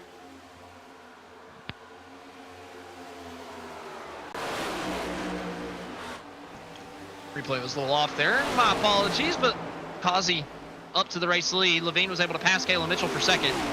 And now he's the one trying to challenge Kazi. Levine just dropped back to 5th from 2nd, and he's got right back up to 2nd just like that. It only took him about 5 or 10 laps. And now looking for the race lead. Just goes to show you just got to cool off those tires for a few laps. Get them back under temperature. Don't beat the ever-living hell out of them, and you're probably going to be quick at the end of the run. And Levine is the one coming right now as Kazi is sitting out in the race lead, but Levine running them down the front. You're right. The guys who have been doing tire saving, those are the guys right now who are challenging leads, who are pushing towards the front. That's why there's a whole pocket of them up there. I think that that's a very good, very good indicator of folks who have figured out, hey, we don't need to burn our tires up like crazy. Let's just take it easy for a little bit, and then later we'll just drive this hard and be faster than everybody else. Oh, Levine runs a little bit higher line through 3 and 4, trying to find the right rear of Kazi. He has the run out of 4, and he's got the right rear coming down the front. Side drafting him all the way down to turn number 1. Contact between the two as we enter the middle of the corner. Kazi trying to run him up as high as possible, but Levine still not all the way by the wall. Kazi squeezing him up high, almost contact again. But Kazi keeps it out, still has the side draft, might be able to pull the 1 back into a fight down into 3. And he's going to drive it in deep into the corner, keep his nose in there, stay even through the corner, try to just be able to keep the side draft, but he makes contact. Levine in the wall, Kazi is able to hang on to it. And somehow both these guys are still going to end up being 1-2. What a scrap. That was a boxing match Kalen. between two cars. Kalen with the dive bomb out of nowhere down to the 1, somehow got to the inside of Kazi. Not going to work out, but spirited move that somehow ends up with Kazi a huge run. Giving Kazi a huge run out of turn number 2, had to be forced up to the top side, and that gave him a huge run on Levine. Justin just passed him, and Kazi already back to the inside trying to take it back. Oh, and Levine in the fence again.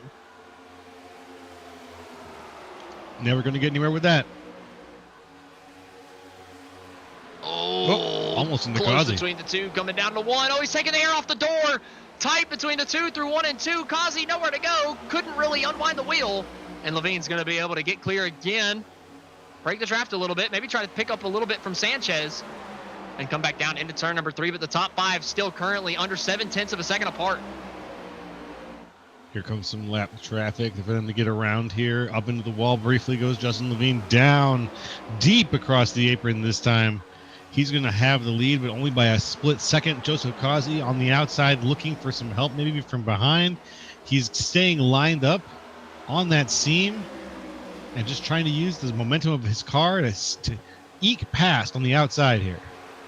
Zodiac from 5th found the wall on the outside. Now Johan's the new 5th place challenger as he got to the inside of Zodiac, took it as Zodiac was trying to get out of the wall through 1 and 2.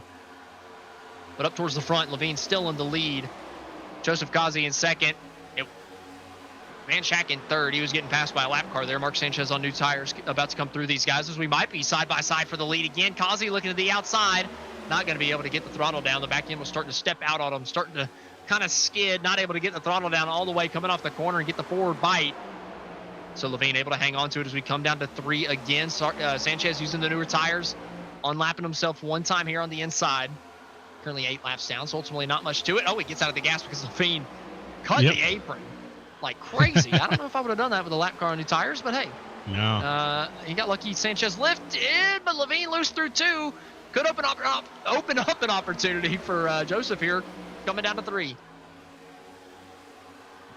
He's got the speed in the car. It's right there, and here it comes now, down into 3. Too wide, can't quite do it, falls back into the slot. Try again another day. Let's see if he can do it next time around. Ooh, a bit of a gap forming now between Levine and Kazi. Only about 0.2 of a second, but Kazi could be reassessing his strategy, his overall strategy here. So Johan starting to push through the field. Clearly the quickest car also must have saved heavy at the front end of this run because, I mean, it's just not even a challenge getting down to the corner. And even through the center, Johan just able to rotate the bottom and, I mean, just pull forward. Even though Kazi should have the run on the top side, he just gets cleared down the front straightaway. Johan takes it from him easily. And I got to think if he gets up to Levine before the pit stop, he's going to take that just as easily as well. He might just. That pit stop could be coming pretty much any time now.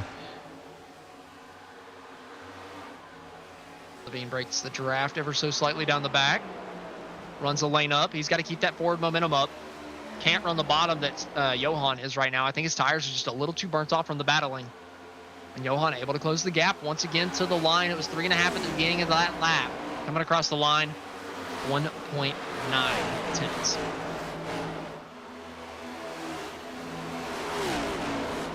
This race has been a nail biter, and now we're back into a bit, not really a lull, but a bit more of a calm situation. The front has just been, I've been trying to not hold my breath, but every time I say this, like, oh, we're going to relax, this and that, something just happens. Well, you're saying we're in a lull, but Johan's running down the race leader right now. I don't know. know. What more I'm you trying to want? compare this to like, I was trying to compare this to like the beehive of cars that we've had chasing down the race lead. I know that Johan is chasing down the race leader though. I don't want to take That's away fair, from that. but you know, That that's is- after the restarts, right? Like You're little right, 10, you're right, 15 you're laps right, you're right. runs. We're into the nitty gritty, about to have green flag pit stops, and Johan, he's playing the strategy right because he's got the fresher tires, and now Levine stuck in the dirty air of lap cars in front of him.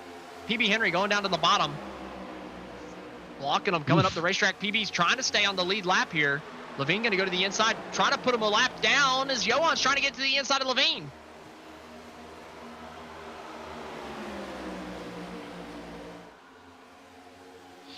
Let's see if he can hold on to that spot. Levine now down to the inside. Seminario behind him, hot on the tail.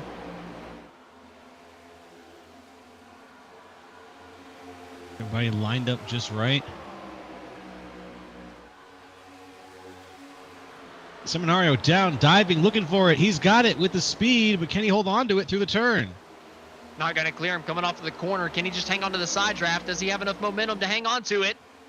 Try and hang on to the quarter panel.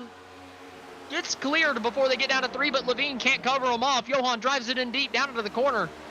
Levine, again, just trying to pinch him as much as possible.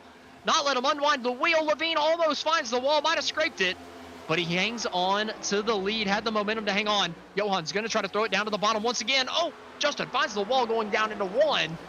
Scrubbing off some speed, letting Johan get to the inside again. But again, Johan cannot get clear. Levine with the momentum on the top. Should be able to hang on to the lead. This time, though, Johan, a better run out of the corner. Going to be able to be a little bit further up. Drives it in deep again. He's going to clear him. Does he slide across the nose?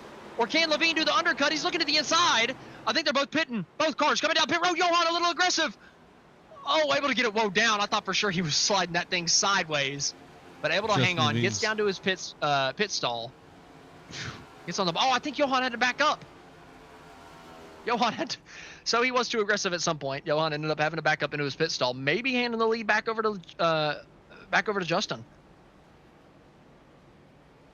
Yeah, Justin had to, I think he had to slam the brakes, or someone very close to him had to slam the brakes coming in. There was a lot of white smoke near that white line.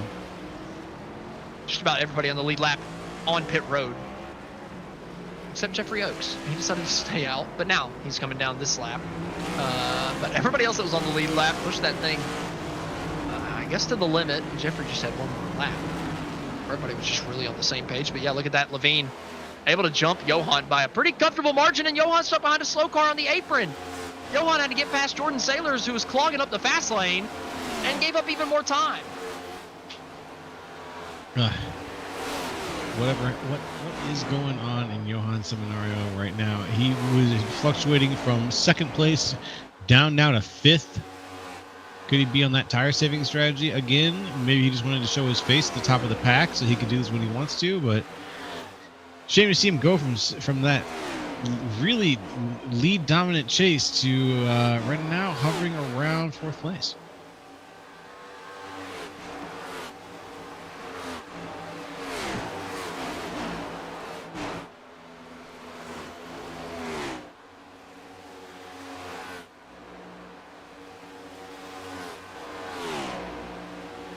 There goes Justin Levine.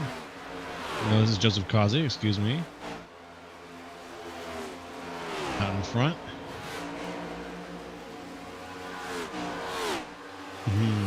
The real winner, says the production truck. Well, as the race for the lead is kind of separated out, as we're waiting to see if Levine's newer tires can run down Kazi over the last 28 or so laps. We're going to go ahead and take our final commercial break of the racing action. When we come back, we're taking it to the checker.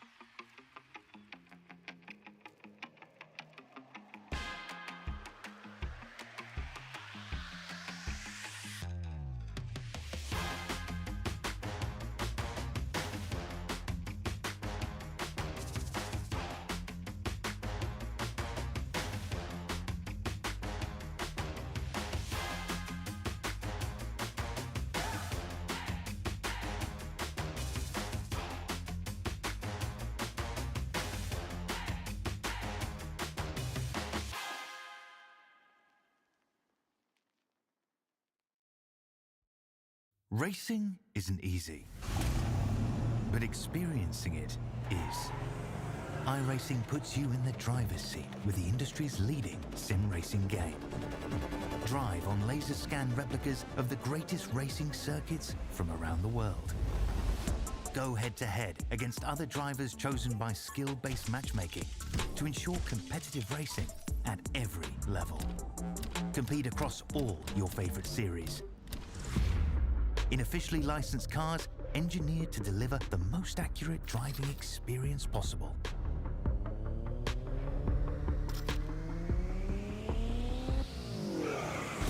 Join a race or host your own with players from across the globe.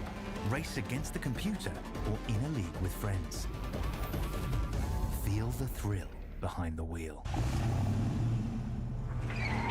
Visit iRacing.com.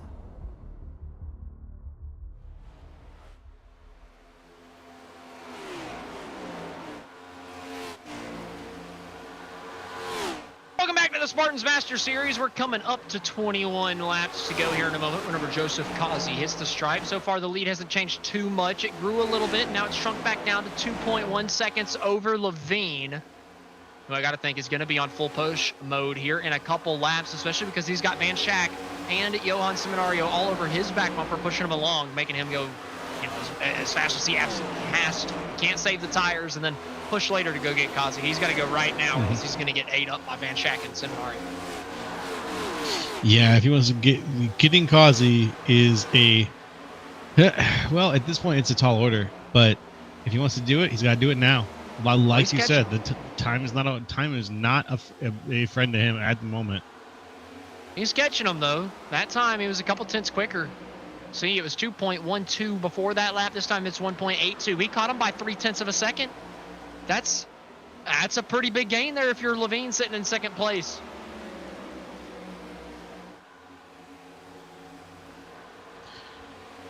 Coming up now, eyes on Justin Levine again. Levine followed closely by Charles Van Come down Schack. another 2 tenths. Another 2.5. That's true. He is shaving it down. Maybe because he's running into a Kyle Westwood those tires a situation. little bit too quick. That's true. We saw Blaney do it in the championship. Ugh. My poor heart. Can't take a Logano Couldn't take it. championship, especially No. an undeserved championship. Ugh. Oof. It hurts. Either way, though, Kazi trying to hang on here, trying to do the Logano and hang on. That lap not as good for Levine, only about half a tenth in it that he gained. So Kazi maybe just managing the gap a little bit, pushing when he needs to. Coming up to a lap car here, gonna have to get by through 3 and 4 for your leader. He's going to do his best here. Lap car falls back.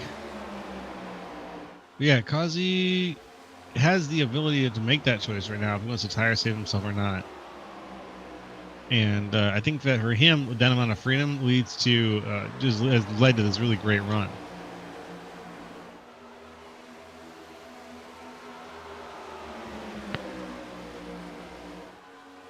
Levine actually losing ground as Seminario passes Van Schack for the 3rd place spot. So are either of these guys going to be able to get up there and challenge, because the gap to the leader stagnated for Levine. He's not gaining anymore. He's not losing, but he's not gaining. Seminario's gaining ever so slightly. Can either of these guys run him down? They both have a lap advantage on tires. 16 laps to go. The gap's 1.4. With 16 to go and a 1.4 gap, it's going to take consistent closing speed to get in the challenging position, much less passing position. I'm going to say, barring any yellows, no. I don't think they're going to make it up there.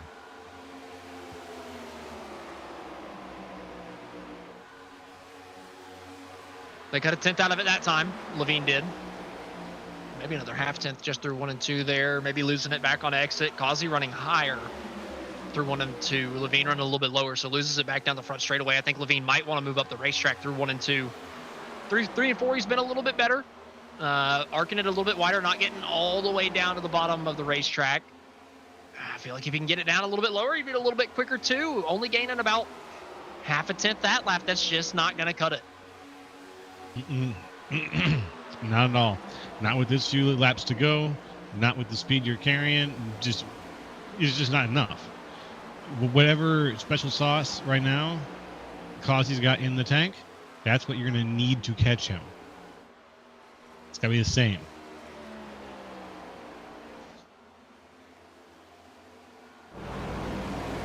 Down by a little over a tenth that lap. So, I mean, it's just teetering on the edge of whether they're going to get there or not. Has Causey pushed his stuff off too hard where he's going to fall off big time in the last 5? Do we see the same thing from Levine since he's been pushing or running them down? Do you see something like that from Causey? We've already seen Van Schack start to struggle, right? He was up there with Levine and Seminario not too long. He's dropped a whole second off the back of these guys. Solidly in 4th. Doesn't have to worry about anybody from behind, but man, Van Schack, you're frustrated because the top 3, you were just there with them. You were just fighting those top 2 on the same tires as them, and now you've lost a second to them. Losing a second at this point, it's going to cost you everything.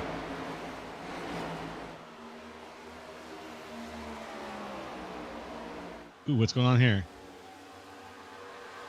That is the 20 of Jeff Oakes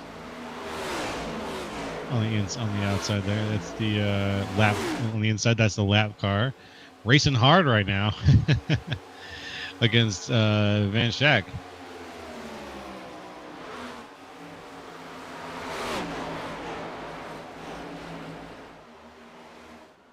With 10 to go.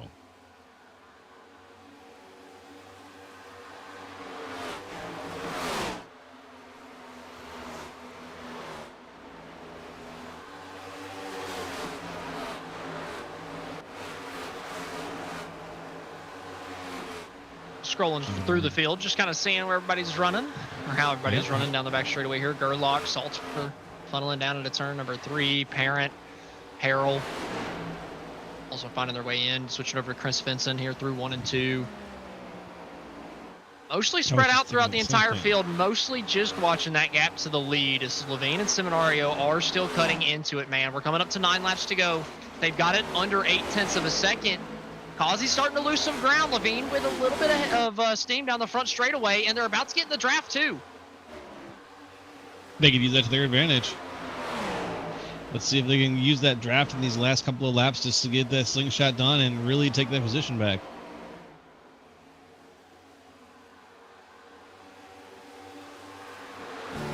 I don't know if a slingshot's gonna cut it at this point. I just don't think so. Seminario and Levine working together coming out of turn number 4. Honestly, I think Seminario's not going to even try to get side by side. These guys in a line working together to get up to Causey, trying to make it a 3-horse race for the win. And they've cut it to under 0.5 of a second. 8 laps to go, and Causey's lead is just about gone. It's coming down. Causey's got to be looking in the mirror now. He's only got 7 laps left to worry about it, but he's still got to be worrying about it.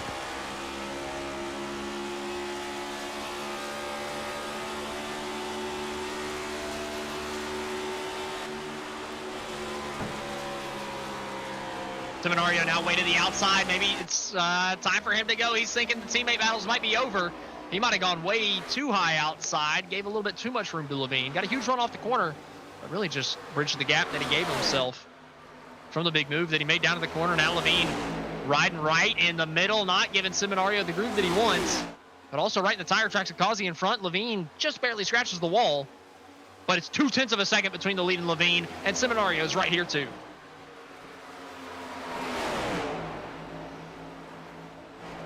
Causey, Levine, Seminario holding on to the front right now. We're going to make this an interesting finish, I have a feeling. It's going to be a beautiful 1, 2, 3. He looked for it, but it just wasn't there coming down to the 3. Causey covered him off. Not going to get a great run out as the leader, though. The 88 slow off of turn 4. Levine looking at the inside. Causey just going to go high, trying to go defensive contact between the two, slowing them down. 5 laps to go, and Levine's going for the race lead. Causey on the outside, just trying to stay side by side, keep the momentum down the back, and he's going to be able to do that. Side by side again, Levine now goes for the door check. They're beating and banging down the back straightaway, bringing Johan back into the fray as we go down to 3. Contact again, Levine sideways. Causey up the racetrack, pushing Johan to the fence. Causey back down. Contact between the two, 3 wide, into the wall. Almost, still 3 wide as Levine cuts the dog leg, and Causey chases Johan to the wall. Causey absolutely taking a bit of a beating here. Johan also taking a beating. The big squeeze right now. Causey stuck on Johan. Oh, the yellow's out. Wrecking behind him. Somebody has just died in the middle of turns 1 and 2. Sammy Harrell stopped on the racetrack. I don't know what in the world has happened to Sammy Harrell, but the right front torn off of that car. He was coming off a pit road. Oh, no, he's coming off a pit road and hit the banking with the right rear tire and spun it out in front of Jeffrey Oaks and destroyed him. Oh, no. I don't know what this replay's watching, but it's just him pitting. And he comes out of pit road. Or I guess he comes out of the grass. So he lost it out of 4, came through the grass, and then was on the apron entering 1. He's trying to let the leaders go. So he stayed on the apron. Fair enough. But the right rear. Ooh. Oh. He tried to get back up, yeah. Just a bad read on the banking. I don't even think he was trying to get back up. I just think he misjudged how fast he was going, right? You come out of pit road and the speed you're going, you're not going to overrun turn 1 whenever you're coming from speed. Cutting the grass like a lawnmower because you had speed coming out of 4. Maybe you misjudged it a little bit coming through 1. Just barely touched the banking with the right rear. But it's gonna bring us a green, white, checkered. That big GWC, and any last tires you've got, this is the time to take them.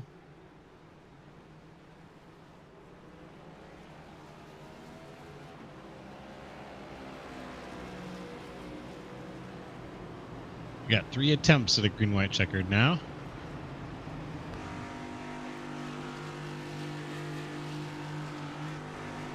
This is the race off pit lane.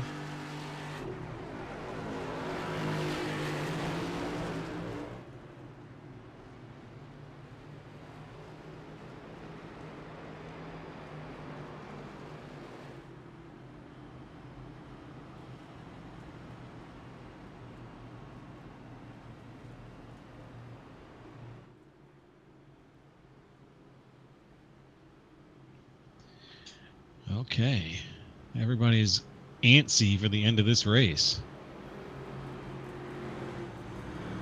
Kevin Zosiak was in first, is in first, was in 32nd when he started this, when he was at his lowest point here, 29th when he started the race. Another couple people that are around. Kyle Gerlach, second place right now. Started in 9th. He's jumped around too. Made it down to 18th during the race. Chuck Burley, your third place driver right now. He's started from 36th. Or he started from 28th, and now he is in 3rd. Yes. And David Salter, 4th place position. Yeah, top 4 staying out. Didn't have another set of tires, so they stayed on the racetrack. Levine, Seminario, Causey, everybody behind. Still had a set. We got Luke Christian in YouTube chat saying, wow. Yeah, nice Lou. Good race. Not a fantastic way for this one to end. It looked like we were going to have a great battle for the win. And we're still going to have a good finish because we got slow cars up at the front and fast tires coming through. But I would have liked to see that play out naturally, personally. I agree. I was kind of thinking it was going to. Well, yeah, I thought the top 3 were going to wreck each other, to be fair. But yeah, fair enough. To be fair, that would have been natural. Yeah, that's also true. Yeah, so, I mean, it wouldn't have been bad. Well, it would have been bad, but but either way, we're coming up to, I believe, 1 to go here. So we're about to get the first green, white, checkered underway. Hopefully we only have to use 1. That's the idea. But these guys have been racing like it's a green, white, checkered for the entire race. That's a good point. Everyone is hungry for positions in this race. It's been just about nonstop action here tonight. It's been ridiculous. I mean, this has been a crazy, crazy race. Chicagoland has put on a show.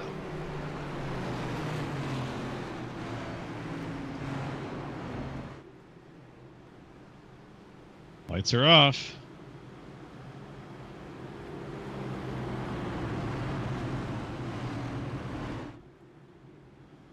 David Salter preemptively apologizing on the chat.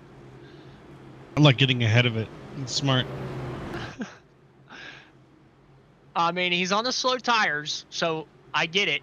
I mean, dude, he's on full stint tires, right? He's on 30-lap-old tires. There's nothing you can do in this situation if you're in the second row. If you're Zodiac, you can at least get away and hope that that's enough, but I still don't think it's going to be.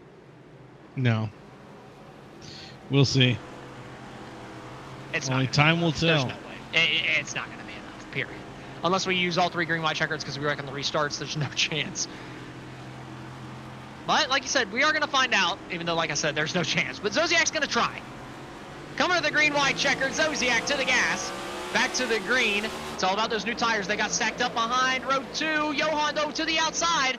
Gonna make it 3 wide. Levine way to the inside. Scott Healy's wrecking. Down into turn 1, fishtailing like crazy down into the corner. Saucier goes spinning sideways. So does Healy. And the caution flag is gonna come out. I think Levine got through to second. Tom Ringer involved. So, yeah, we're gonna have to use another green, white checker. 2 out of 3 ain't bad.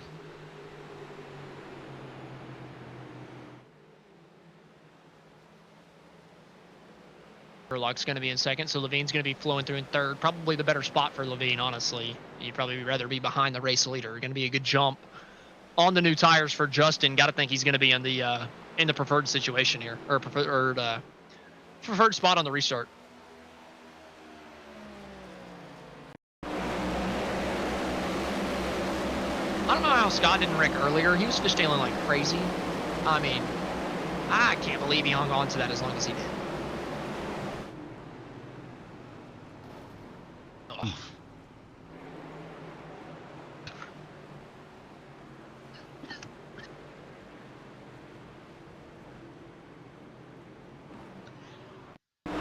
All right, stack it back up. Well, let's get one more look. Fishtail, fishtail, fishtail.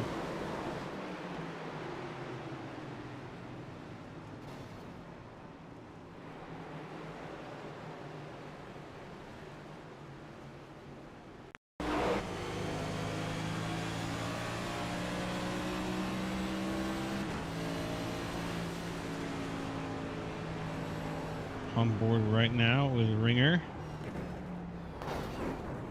Oof.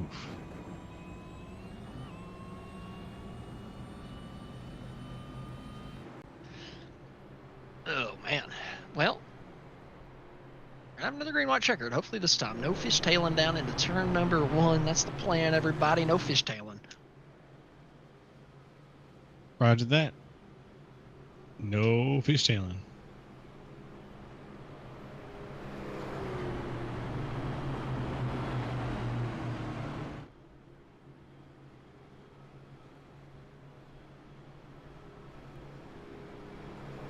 Three laps to go. I'm going to give a full field rundown of the lead lap cars here. Kevin Zodiac up in the race lead. Coming to the second green, white checker. Kyle Gerlach in second.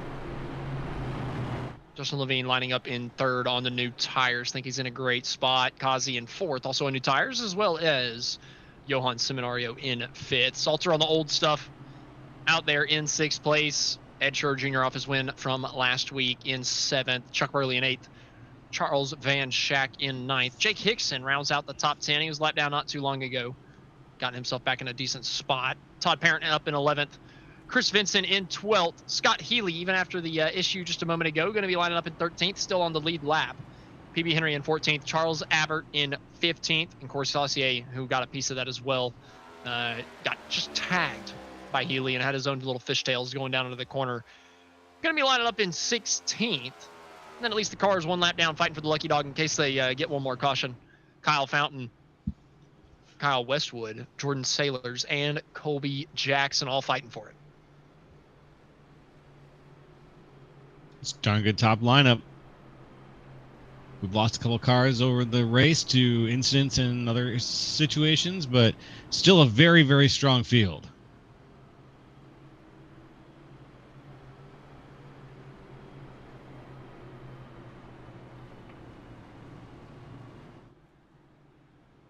getting ready to line up for the restart here. Going to go 2 by 2. Going to see Zuziak up here on the front, on the inside row. No lane choices here. This should be our even one so, to I green imagine coming up you'd here in probably a pick the second. inside. Yep, here we go. One to green has been signaled. We are going to go when they come back around.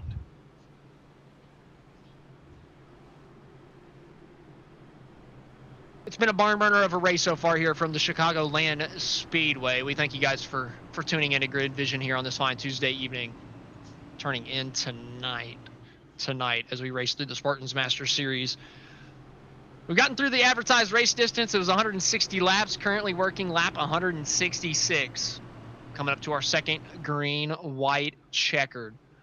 Row number 1 on old tires. Row number 2 on new tires. Row 3 is a split with Johan on new stuff. And Salter on the old stuff.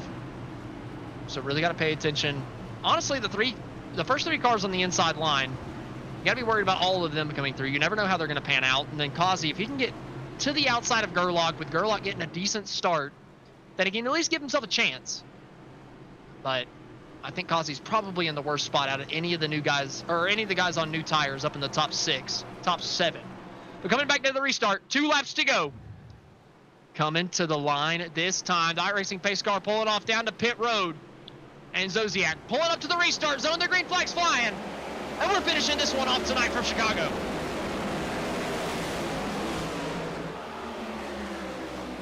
In the middle of the pack, Kazi was looking to put it 3 wide almost immediately at the end of turn 1, but now he's down on the inside behind Seminario at the backside of turn 2. Up at the front, Justin Levine holding on to his lead. It's 2 behind him with Seminario and Zosiak. Seminario on the inside. Ooh, fighting off Kazi, who's just looking for that spot.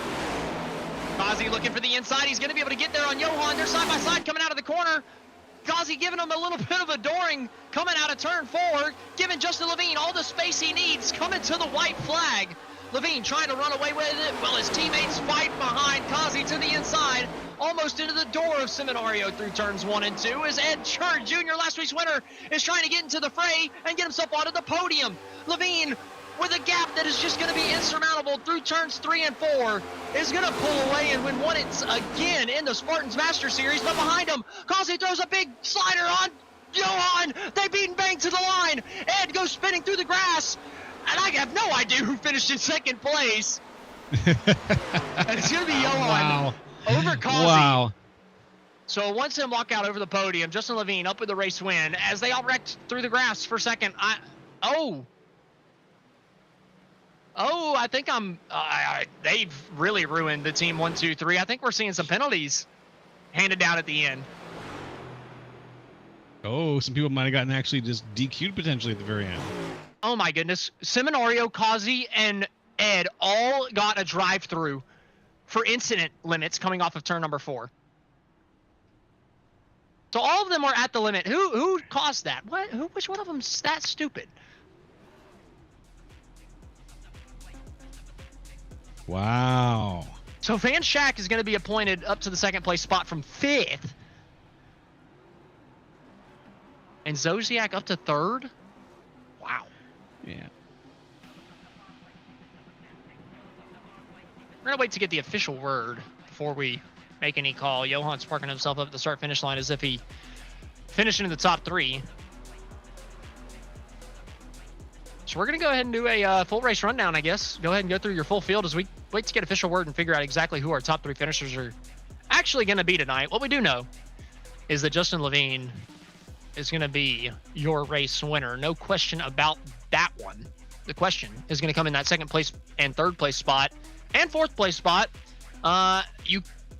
This might be accurate. You might have to move Johan, Kazi, and Ed Schurrer Jr. up to second, third, and fourth from 17th, 18th, 19th. But other than that, as of now, Charles Van Schack, Kevin Zosiak in second and third, Jake Hickson in fourth, Chris Benson in fifth, Kyle Gerlach in sixth, Todd Parent in seventh, Corey Saucier in eighth, Chuck Burley ninth, and David Salter in 10th.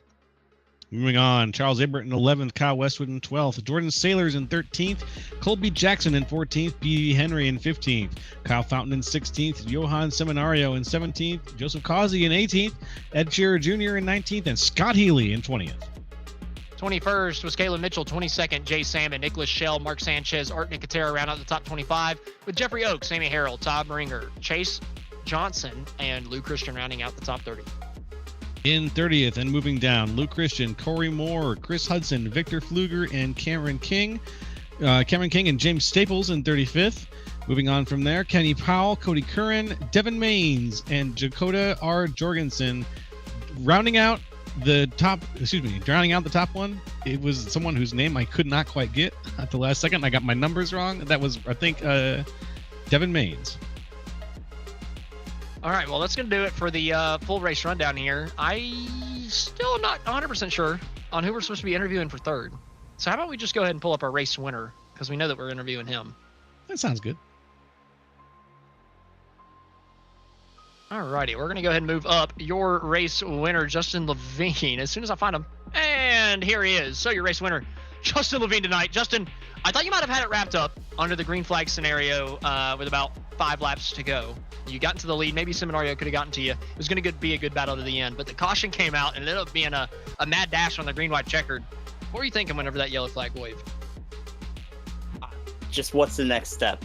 I was driving for my life, trying to use Johan to help me to get up to Kazi, and then we're all door banging 3 wide, somehow able to squeak past as they're beating and banging, and then the caution flies, and all of a sudden everything just went from how am I going to block the run to 2 or 4, and Gamble took 2. We had a quick green-white check, another caution, another green-white checkered. Didn't know how it was going to line up. I just wanted the bottom each time, and it worked out perfectly. And once Kazi and Johan got side by side, I knew as long as I didn't blow the corner or get tight, that the race was mine. Well, Justin, it was a good night from you all night tonight, and you were able to win this race because you saved that set during stage number 1. Was the whole strategy coming in here for the entire team to save that set and go after it like that? And you almost didn't need it, but was that the strategy at the end of the day? 100%. Once we saw how people were getting tight, like 10 to 15 laps into the run, basically halfway, we knew tires were going to be big, and having a bunch of big cautions right at the beginning, we were like, let's just gamble, let's see how it plays out. We always have the stage to bounce back, and when I mean the cautions lined up perfectly, like we finished 1, 2, 3. We almost had 1, 2, 3, 4, but Ed got killed, but it worked. Well, Justin, my last question, not necessarily an interview question, but more of like a what the heck? Who finished second and third tonight? I know it's Kazi and Kazi and Johan and Kazi. I just don't know if it's second and third, like who's second and who's third. I just know it's both of them. Johan second, Kazi third. So they don't count the incident limits coming to the line? I guess not. We were yelling at each other in Discord, why'd you do that? Man. Who was at fault? Who was the fault? Who do we need to yell at? Kazi. Oh, I knew it. Kazi was mad for getting set 3 wide of course. while we were the lead, and he took it out on Johan. And you said he finished third? I think so. Perfect. Okay, that means I get to interview him. Thank you, Justin. We're going to go ahead and move you down to your teammates so we can get to second and so that we can really get to third so I can give Kazi a piece of my mind. Sounds good. Congratulations on winning tonight, bud. Thank you. Alrighty, that was Justin Levine, your race winner. Next up, we're going to be bringing up Johan Seminario, who apparently finished in second place, and he's going to be interviewed by Joe LaCastro right now. Hello, Johan. Can you hear us tonight? Sadly. Oh no, I don't even think I have a question for you anymore. Tell us what's on your mind. Oh, I'm just sweating. That was fun. I might have angered Kazi a little bit, but I mean, it was all in good fun. They were him and Levine got I don't know, they were door banging each other really bad in the backstretch, and I was like, I know the Conti setup was insane, gripped up in 3 and 4. I was gonna run the high line, and it worked. But I understand why Kazi got mad, because he was getting tight from Levine being under him, so he kind of had no choice but to back off, and it kind of did mess him up. But it was the last 10 laps of the race. I'm sure one of us would have done the same move. If it was, if we swapped the roles, all 3 of us would have probably done the same move. But we survived, and it was fun. Yeah, we all did get we all kind of spazzed out at the end of the race. We're like, Kazi, what the hell just happened? But Kazi was like, no, don't worry. They don't count black flags on the last lap, but we still spazzed, and then Ben was like, second place 56, third place 88, and I was like, oh, okay, I don't care no more. So I'm going to walk you back all the way back to the beginning of the race, though. There was a little bit of a bump and run that happened during the grinning there. Was that a technical, or is that just a checkup? Do you remember that? Yeah, I may or may not have been, watching the last round of Contender Series, and I saw the line move, so then I started slowly gassing as I was watching Contender, and then I looked back and I was like, oh god, we're not moving again, and it was too late. But I only got 10 seconds of damage, and I think Nicholas only got like 10 seconds. He was able to fully fix his car, so good. Nothing too bad at the end. But then it happened again. I think I had front end damage 3 times this race. I had to fix the car. You did. Yeah, I was going to say, I noticed a couple of times that you took a couple of dents, but you kept on kicking, and you kept on kicking right through Joseph Cosby, wrecking the front of the field there at the end of the race. So congratulations on your silver medal. Is there anybody you'd like to shout out or thank tonight? Yeah, for sure. Even though we got a little heated, obviously, shout out to the boys at One Sim. We are a quick team, man. I don't know how else to express it. There's just so much talent. We just connect pretty well together. It's been an awesome. We've all been racing together now for almost 2 years, so it's been a lot of fun. We've all grown a lot as a team, and it's crazy to think. I was telling them I noticed the stat right now, but One Sim has won all the races so far. I think that's an insane record to have for any team in any league. So, and it's split evenly for everybody. Levine has 2, I have 2, Kazi has 2, and Ed has 1. So Levine has 3 now. But shout out to them boys. Shout out to Team Conti for their awesome setups and the ambassador program and everything, and Martin PC and all my friends and fam.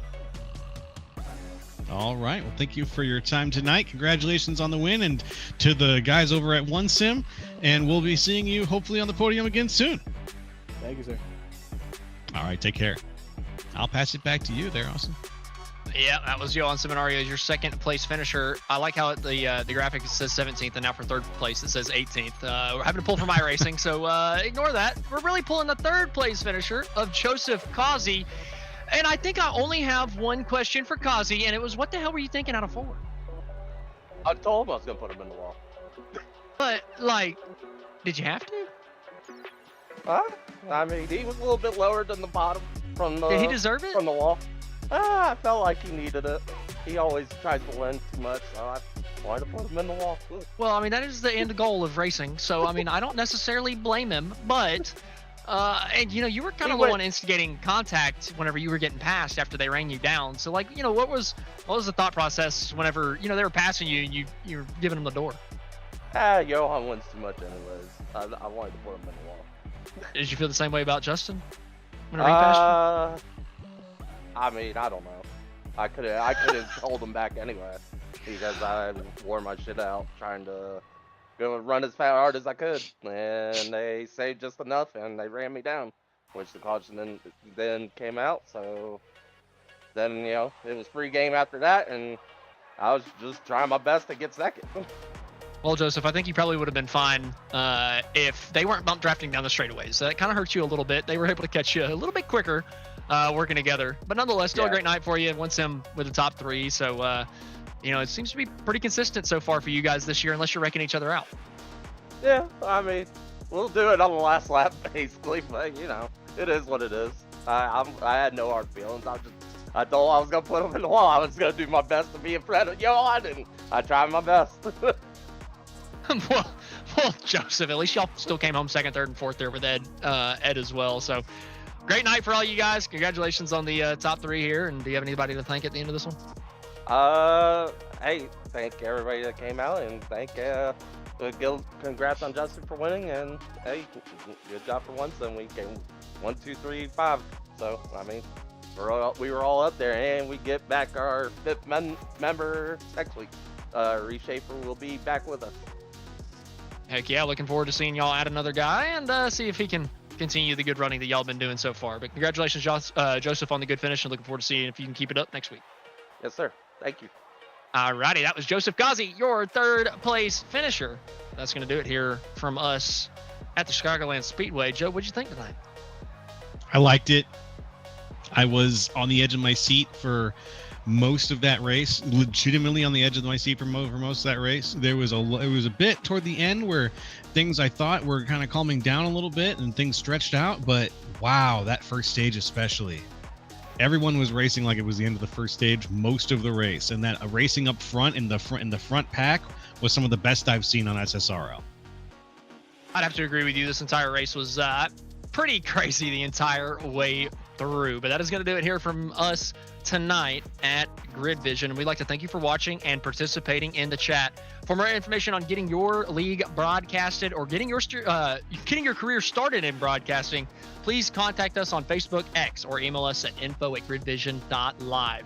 Big congratulations to Justin Levine for winning tonight's race from the Chicagoland Speedway. This has been Austin Edstrom standing alongside Joe LaCastro and Austin Derbyshire. We will see you next time on the Grid.